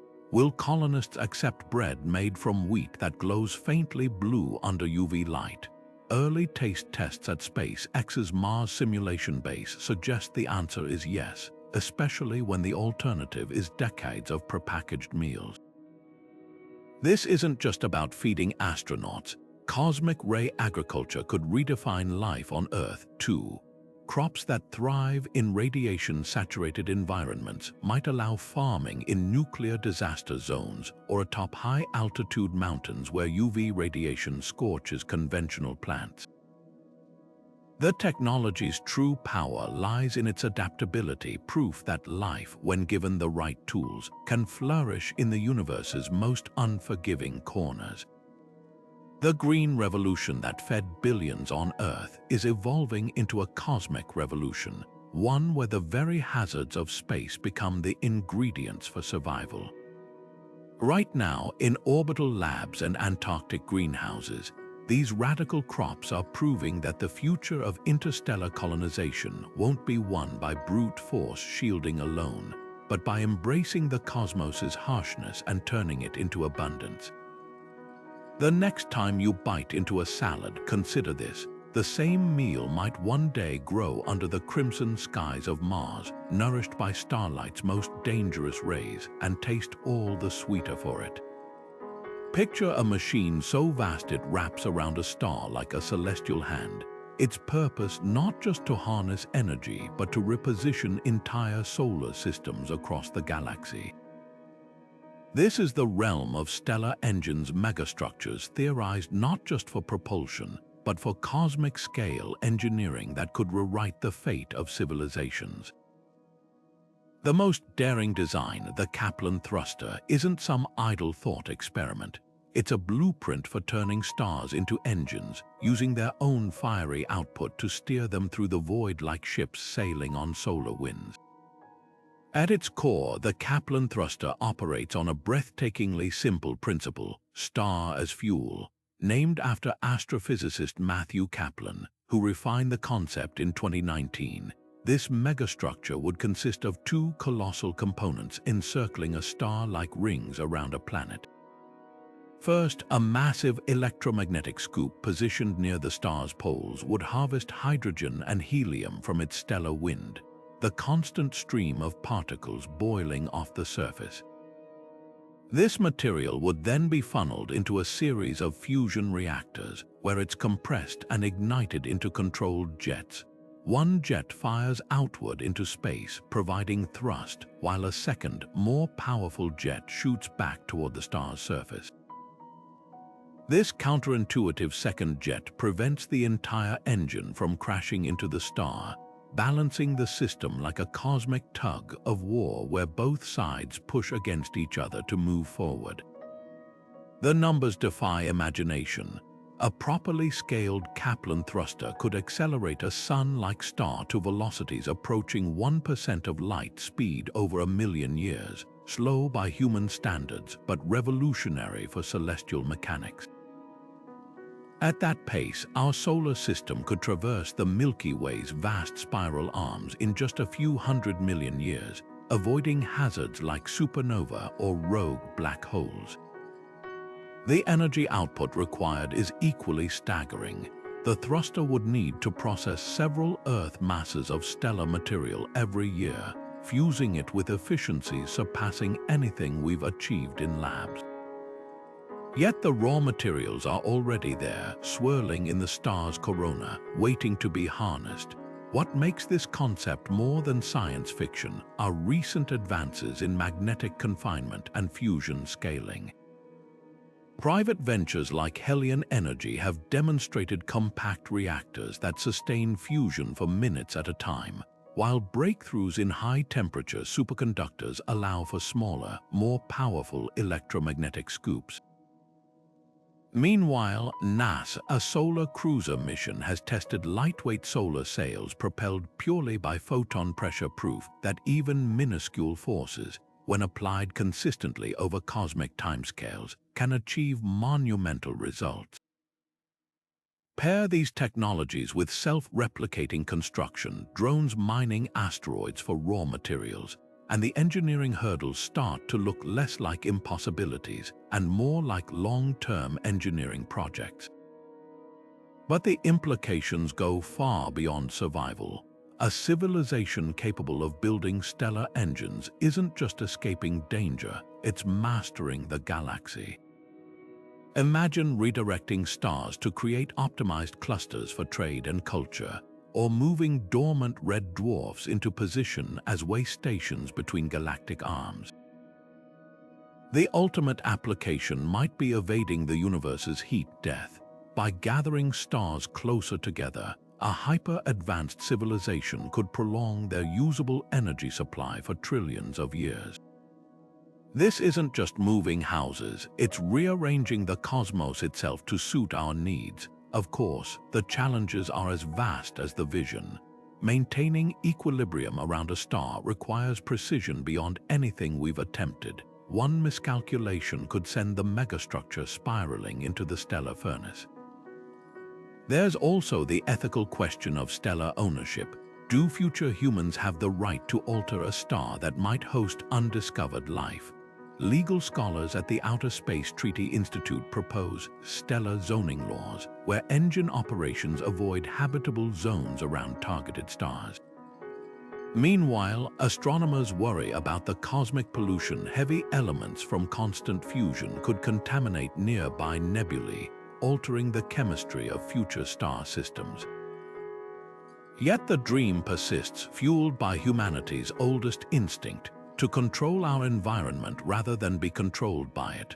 Right now, in whiteboard-covered rooms from Caltech to the European Space Agency, mathematicians are refining the equations that might one day govern these engines. The stars have always moved to their own rhythms, indifferent to the civilizations orbiting them. But with stellar engines, we're glimpsing a future where we don't just chart their movements, we become the choreographers of the cosmic dance. Neutrinos, the universe's ultimate ghost particles, are rewriting the rules of interstellar communication. Trillions of these nearly massless particles pass through your body every second, streaming from the sun, distant supernova, even the Big Bang's fading echo without leaving a trace. They ignore mountains, oceans, even entire planets as if they weren't there. For decades, this elusive quality made neutrinos little more than a cosmic curiosity. But now, scientists are turning their transparency into the ultimate superpower, a communication network that could let colonies on Mars chat with Earth through the planet's core, or ships orbiting Alpha Centauri send messages home without waiting years for relay satellites to align. The breakthrough lies in decoding what was once considered noise. Traditional neutrino detectors like IceCube, a cubic kilometer of Antarctic ice studded with sensors, were built to catch rare collisions between neutrinos and atomic nuclei. But next-gen quantum detectors are flipping the script. Instead of waiting for random impacts, they're actively encoding information into manufactured neutrino beams. Japan's T2K experiment recently demonstrated this by modulating a neutrino stream's intensity to transmit binary code through 295 kilometers of solid rock. The message arrived with near-perfect fidelity, while conventional radio signals would have been blocked entirely by Earth's curvature. Here's why this changes everything for space exploration. Current deep space communication relies on the Deep Space Network, a fragile chain of radio dishes that drop signals whenever planets block their line of sight. A neutrino-based system would eliminate these blackouts. Picture a submarine surfacing at Mars' North Pole, sending a status update straight through the planet to an orbiter near its South Pole. No relays required. Even more transformative is the speed. Laser or radio transmissions scatter over distance, requiring massive receivers to catch faint signals. Neutrinos barely interact with anything, meaning a tight beam sent from Proxima Centauri could reach Earth with minimal signal degradation. No need for planet-sized antenna arrays. The European Space Agency's new COM project estimates a single neutrino transmitter could service an entire solar system with bandwidth rivaling terrestrial fiber optics. The real magic happens at the quantum level. Advanced detectors like Fermilab's quantum neutrino resonator don't just detect neutrinos, they read their quantum states. By entangling neutrinos at the source, researchers could create unhackable quantum communication channels across light years. Any attempt to intercept the message would collapse its quantum signature, alerting sender and receiver instantly. DARPA recently declassified Neutrino Secure program reportedly achieved 300 kilometers of quantum encrypted neutrino messaging through granite bedrock, a precursor to interstellar diplomatic channels. Of course, the challenges are as dense as the opportunities. Generating concentrated neutrino beams currently demands particle accelerators the size of stadiums, hardly practical for spacecraft. But compact solutions are emerging. MIT's plasma neutrino source uses laser-driven plasma waves to produce neutrino pulses from a device no larger than a suitcase. Another hurdle is energy efficiency. Only about 1 in 10 billion neutrinos is detected by current technology. That's where AI comes in. Machine learning algorithms trained on trillions of simulated neutrino interactions can now extract meaningful signals from what was once considered background static. The University of Tokyo's AI neutrino translator recently decoded a message with just 50 neutrino collisions, a 100,000-fold improvement over earlier methods. The implications ripple beyond mere messaging. Neutrino telescopes could peer into stars' cores by detecting the particles they emit during fusion, giving real-time stellar health reports. Navigation systems might triangulate positions using neutrino emissions from pulsars, creating a GPS that works anywhere in the galaxy, even inside gas clouds that scramble radio signals. And if extraterrestrial civilizations are also using neutrino comms, our detectors might already be swimming in their messages, unnoticed until now for lack of the right decryption keys. We're standing at the threshold of a new era in cosmic connectivity, where the very particles that slip through walls unnoticed become our galactic telegraph wires. The stars have always been shouting to each other in this silent language. We're finally learning to listen. Imagine stepping into a pod no larger than a closet, closing your eyes in one star system, and opening them decades later near another.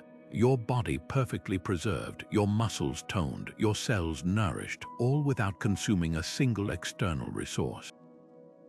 This is the reality of hypersleep nutrient recycling, where the human body becomes its own self-sustaining ecosystem, turning waste into life support through a closed-loop ballet of biochemistry and nanotechnology.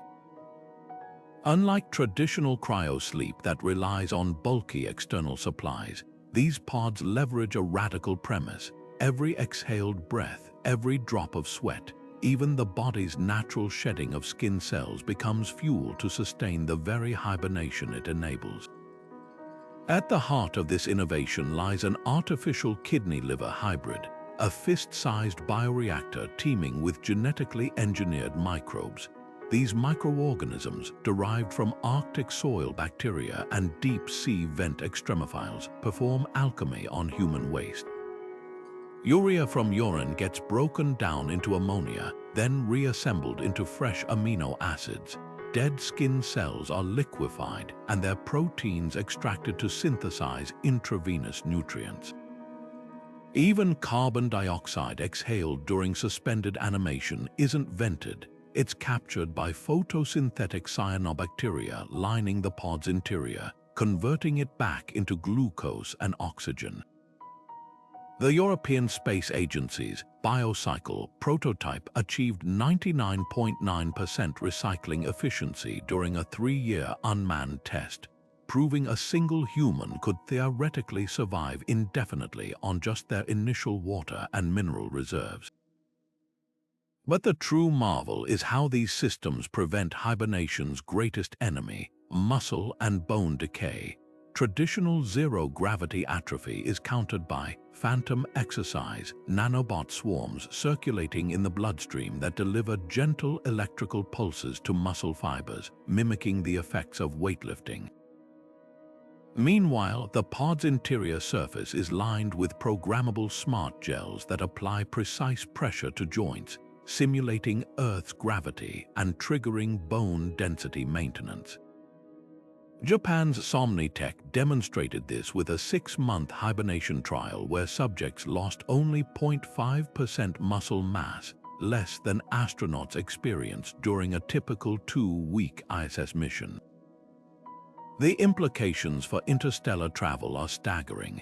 A Mars-bound ship equipped with hypersleep pods could reduce life support payloads by 90%, freeing up tonnage for scientific equipment or radiation shielding.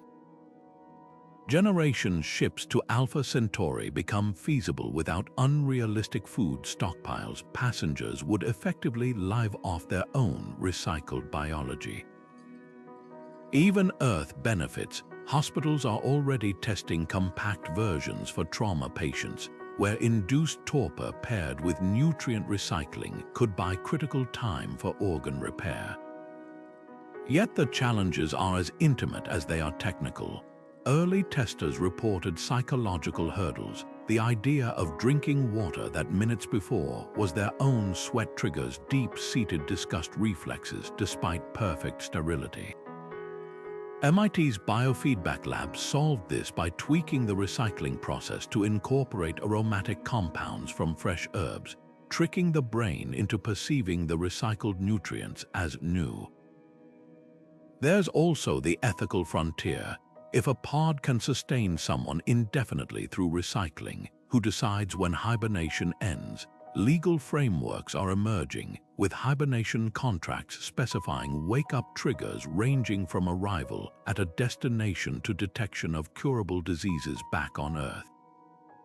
We're witnessing the dawn of an era where human physiology isn't just protected during spaceflight, it's harnessed. Every molecule in our bodies has survived billions of years of cosmic evolution. Hypersleep recycling simply unlocks that innate resilience. The pods humming quietly in labs today aren't just life support systems, they're time machines, bending biology's rules to let us ride the slow river of interstellar space without aging, without wasting, and most astonishingly, without needing the universe to give us anything but time. Hidden beneath the icy crusts of distant moons, vast liquid oceans may hold the key to unlocking the galaxy, not just as sources of water, but as cosmic pit stops for interstellar voyages. Europa, Enceladus, and Ganymede aren't just scientific curiosities. They're potential oases in the void, their subsurface seas offering fuel, oxygen, and even the possibility of entirely alien ecosystems that could revolutionize how we travel between stars. The math is compelling. Europa alone boasts a subsurface ocean containing roughly twice the volume of Earth's liquid water, shielded from space radiation by kilometers of ice. Early spectrographic data from the James Webb Space Telescope reveals hydrogen molecules constantly venting through this moon's cracks, a telltale sign of hydrothermal activity that could provide both drinking water and rocket fuel when split into its elemental components. Private ventures like Off-World Resources have already designed autonomous drilling platforms capable of melting through Europan ice using compact nuclear reactors, then deploying submersible factories to extract and process these resources. Their prototype, Ice Smith system recently demonstrated how a single drill could produce enough hydrogen per day to refuel 3 Mars-bound ships, all while filtering the melted ice into potable water through graphene membranes. But the real game-changer lies beneath these alien seas. On Earth, hydrothermal vents support thriving ecosystems independent of sunlight, powered entirely by chemosynthesis. If similar life exists on Europa, and many astrobiologists consider it the solar system's best candidate, it could offer something priceless to interstellar travelers: biological templates for closed-loop life support. Imagine algae-like organisms genetically tailored to thrive on Europan chemistry, producing oxygen from compounds toxic to terrestrial plants. The European Space Agency's Exo-Life Cultivation Lab has already begun experimenting with extremophile hybrids, combining DNA from Earth's deep-sea vent microbes with synthetic genes designed for alien environments. Early results suggest these organisms could recycle spacecraft waste with unprecedented efficiency, turning carbon dioxide and minerals into edible biomass at rates that dwarf conventional hydroponics. The implications for interstellar travel are staggering. Instead of hauling every drop of water and every tank of fuel from Earth, ships could top up at these icy way stations like ancient caravans stopping at desert springs. A network of robotic outposts on exo-moons along major transit routes could create a hydrogen highway across the solar system and eventually between stars. Breakthrough Starshot's proposed trajectory to Alpha Centauri, for example, could include a gravity-assist flyby of Saturn's moon Enceladus, where plumes of water vapor erupting from its southern pole could be harvested mid-flight using magnetic scoops. Yet the challenges are as profound as the opportunities. Drilling through kilometers of ice in cryogenic temperatures requires materials that remain flexible at -200 degrees Celsius, a property few substances possess. That's where metallic glass alloys come in. Developed by NASA Glenn Research Center, these amorphous metals retain their strength in extreme cold while resisting the embrittlement that plagues conventional metals. Another hurdle is planetary protection. If Europa hosts indigenous life, contaminating it with Earth microbes could constitute an irreversible crime against science. Proposed solutions include self-sterilizing drills that superheat their surfaces before penetration, and AI-driven clean rooms where harvested ice is quarantined until proven sterile. Perhaps most tantalizing is the long-term vision. These moons could evolve from mere refueling depots to thriving colonies in their own right.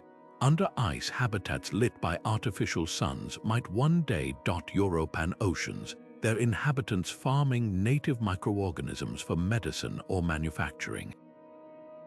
The very chemistry that makes these environments hostile to unprotected humans, high pressure, low temperature, and exotic mineral concentrations, could make them ideal for industrial processes impossible on Earth. Aluminum, for instance, remains perpetually molten in Europa's high-pressure subsurface ocean, potentially allowing for novel metallurgy techniques. We're standing at the threshold of a new era in exploration, where the most promising real estate in the solar system isn't on rocky planets, but in the dark, salty abysses of ice-covered moons. The same forces that created these hidden oceans, tidal heating from gravitational interactions, likely shaped countless exo-moons orbiting gas giants in other star systems.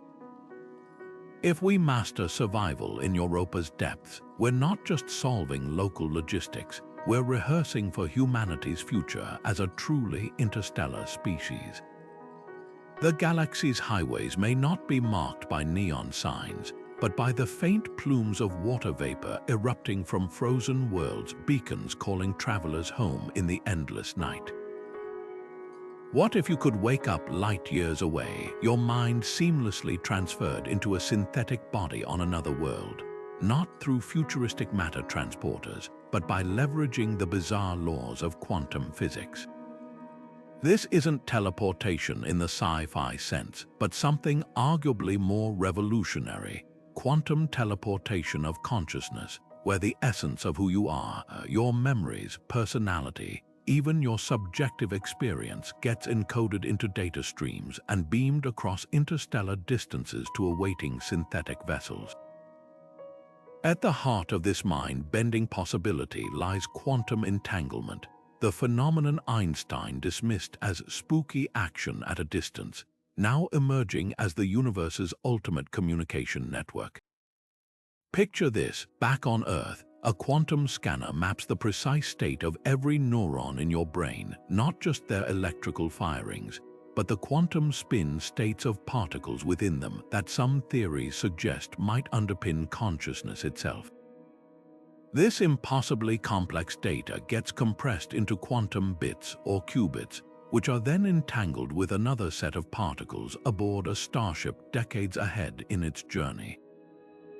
The moment someone on Earth measures the original particles, their quantum states vanish, but an identical pattern instantly materializes in the entangled particles light years away, effectively teleporting your neural blueprint without any physical particles making the trip.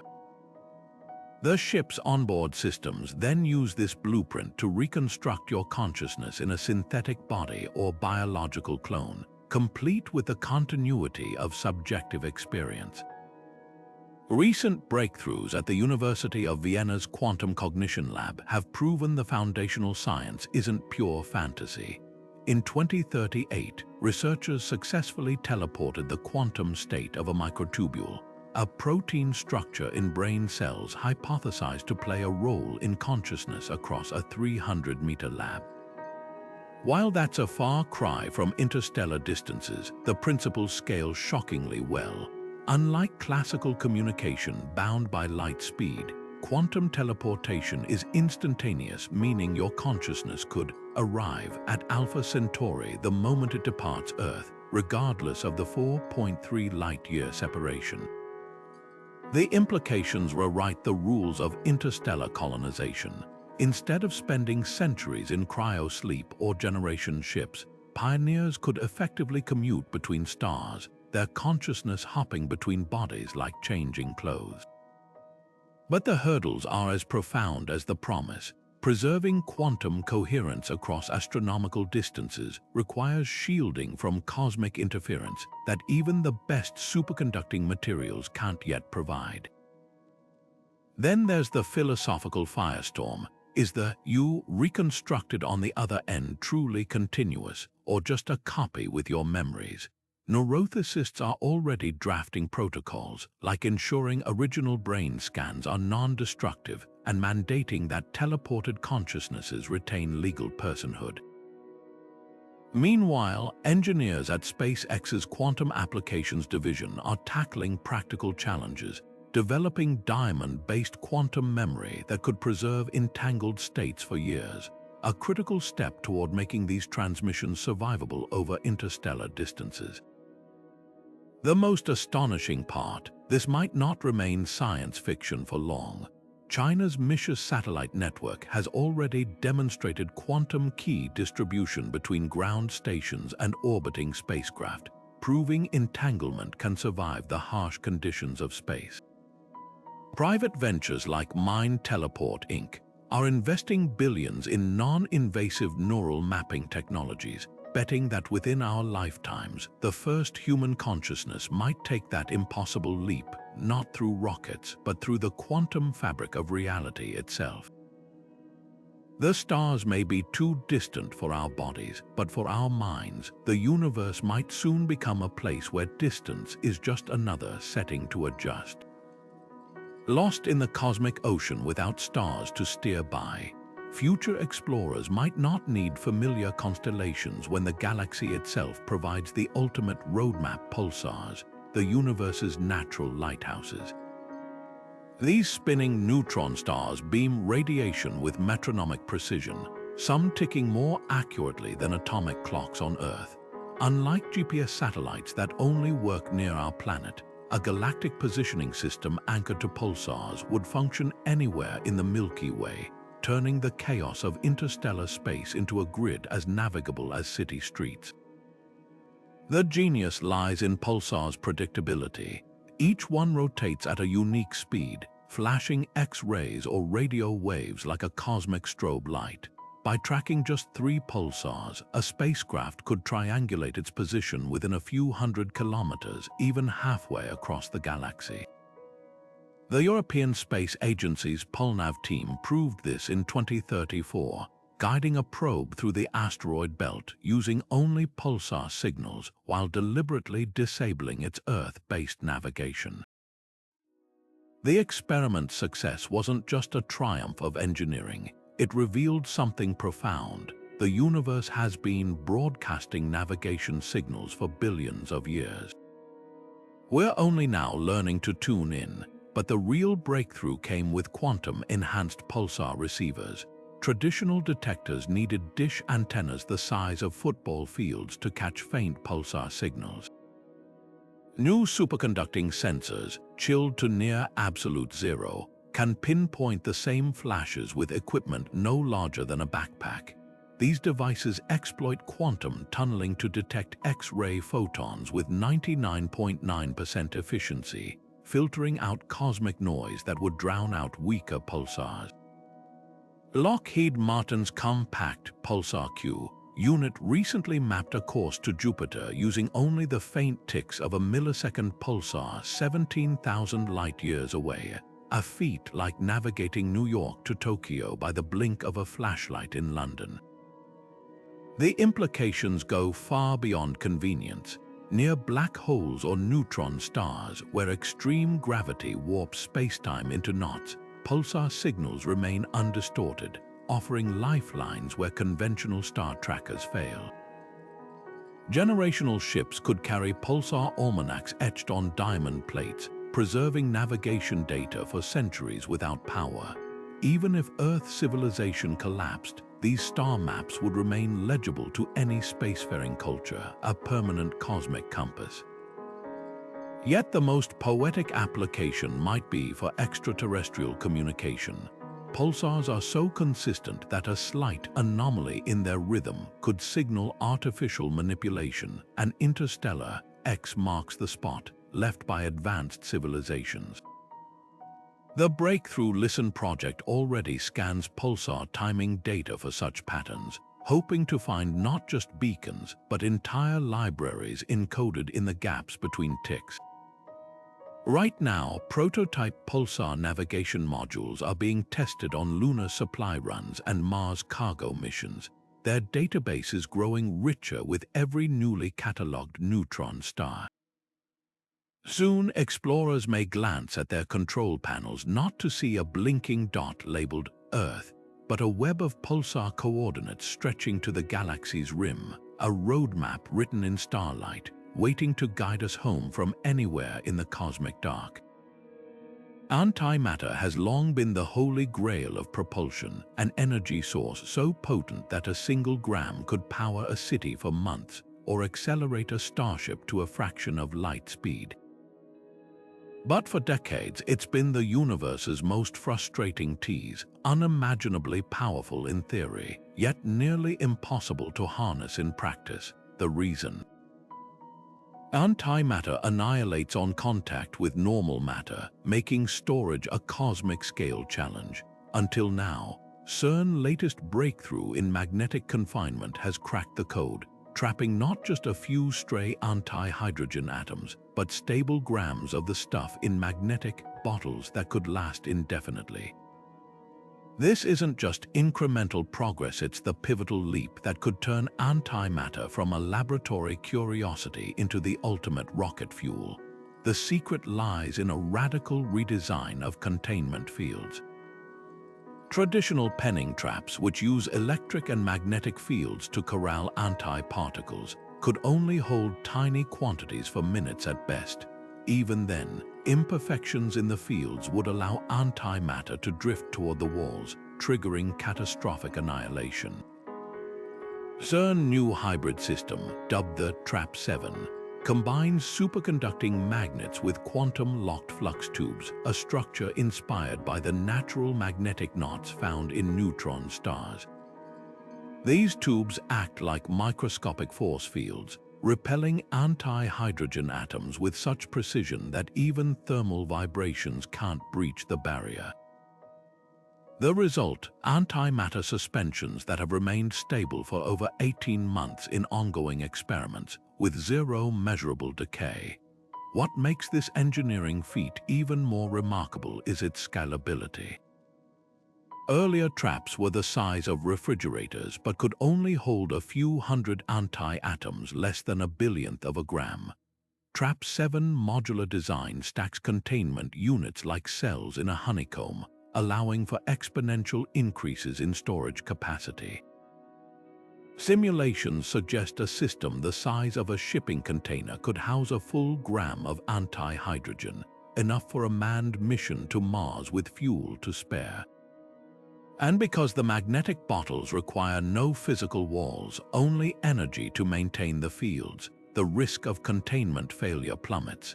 Even if power were lost, the antimatter would disperse too slowly to trigger a dangerous explosion, a critical safety net for real-world applications. The propulsion implications are staggering. When antimatter annihilates with normal matter, it converts 100% of its mass into energy, compared to nuclear fusion's meager 0.7% yield. In practical terms, a single milligram of antimatter could provide the same thrust as 83 metric tons of conventional rocket fuel. NASA Advanced Concepts Office has already drafted blueprints for an antimatter catalyzed fusion drive, where tiny antimatter injections trigger controlled fusion reactions in hydrogen pellets, creating a propulsion system with the efficiency of antimatter but the controllability of fusion. Early prototypes have achieved exhaust velocities exceeding 10% of light speed in lab tests, fast enough to reach Alpha Centauri in a human lifetime. Yet the challenges aren't just technical, they're economic.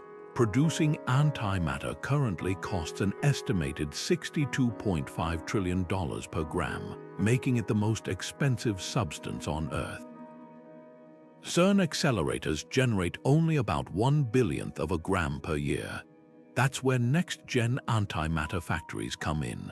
Startups like Positron Dynamics are pioneering laser-driven antimatter production, using ultra-intense pulses to create electron-positron pairs from pure energy.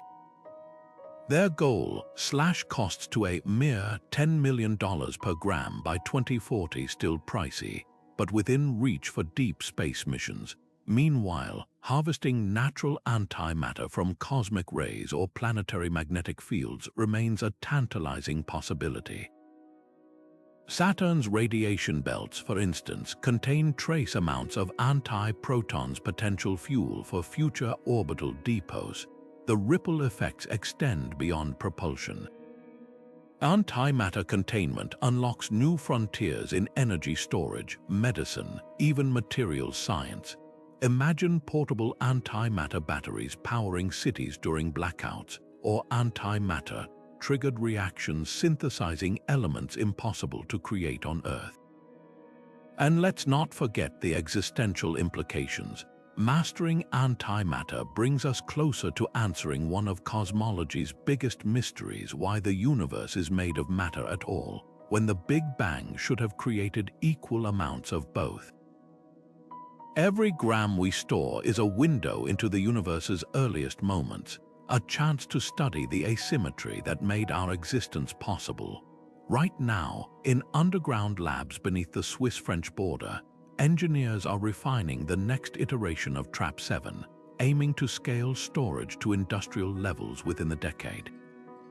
The stars have taunted us with their distance for millennia, but with antimatter containment solved, we're no longer just dreaming of reaching them, we're building the tanks to hold the fuel that will take us there. The universe's most volatile substance may soon become its most valuable, turning the ultimate cosmic destroyer into humanity's greatest enabler. The innovations we've explored are just the beginning, like early seafarers building the first ocean-worthy ships while dreaming of continents they couldn't yet imagine. What lies beyond these 34 breakthroughs? Think bigger. Picture megastructures that harness the total energy output of stars, not just Dyson spheres, but dynamic constructs like stellar engines that reposition entire solar systems to avoid cosmic hazards or cluster civilizations together. Envision wormholes stabilized by exotic matter harvested from quantum foam, creating shortcuts through spacetime that render distance meaningless. These aren't far-fetched fantasies, they're engineering problems awaiting solutions, and the pace of discovery suggests the next decade could eclipse a century of prior progress. Consider the data. Private investment in space tech has grown over 600% in 10 years, while computational power available to astrophysicists doubles every 18 months. This explosive synergy is cracking problems once deemed insoluble. Take the Dyson Swarm, a constellation of orbiting solar collectors long confined to theoretical papers. Recent advances in self-replicating robotics and ultra-lightweight perovskite solar films have moved this concept into blueprints, with firms like Heliogen and Orbital Solar projecting prototype arrays within 15 years. Unlike the classic solid-shell Dyson sphere, these next-gen designs resemble vast, adaptive networks that shift configuration to maximize energy capture while allowing starlight to reach inner planets. The European Space Agency's Starlight Funnel concept even proposes using magnetic fields to concentrate solar wind particles into additional power streams, effectively double-dipping a star's output. Meanwhile, the theoretical groundwork for wormhole transit is undergoing its own revolution. For decades, the insurmountable hurdle was negative energy, a hypothetical substance needed to prop open wormhole throats against gravitational collapse. But quantum experiments at CERN and Fermilab have detected fleeting, exotic vacuum states where pockets of spacetime exhibit negative energy properties. Though microscopic, these phenomena prove the principle. Now, teams at the Breakthrough Physics Initiative are modeling how artificial quantum fields could scale these effects, using superconducting loops to generate stable negative energy regions. Their simulations suggest a spacecraft could thread a traversable wormhole by sheathing itself in a bubble of this engineered spacetime, like a needle pulling reality's fabric closed behind it. The most radical developments might emerge from merging these concepts. Imagine a Kardashev Type II civilization, one capable of harnessing its star's total energy, using that power to create wormhole networks. Such a system would resemble an interstellar subway, with stations orbiting stars connected by spacetime tunnels. Harvard's Future Astrophysics Group recently calculated that a single Dyson swarm around a sun-like star could generate enough energy to stabilize a wormhole large enough for crewed transit every 72 hours. The energy requirements are staggering, equivalent to converting Jupiter's mass entirely to energy, but the math checks out. What makes this era unique isn't just the scale of these ambitions, but their accessibility. Citizen scientists are contributing to asteroid mining algorithms through distributed computing projects like Email Protected, while university labs 3D print metamaterials for light sails using open-source designs. The democratization of space tech means breakthroughs can emerge from garages as readily as government facilities witness the rise of startups like Varda Space, constructing microgravity factories in orbit, or K2 Energy, developing compact fusion reactors in a former car plant. The horizon gleams with even wilder possibilities: quantum-entangled communication networks spanning galaxies, molecular nanotechnology assembling habitats from asteroid dust upon arrival, or consciousness transfer allowing explorers to beam their minds to synthetic bodies on exoplanets. These ideas hover at the edge of today's physics, but so did moon landings seem to Jules Verne's contemporaries. As we stand on the shoulders of these 34 innovations, we're not just peering into the future, we're actively pulling it closer, one equation, one experiment, one audacious dream at a time.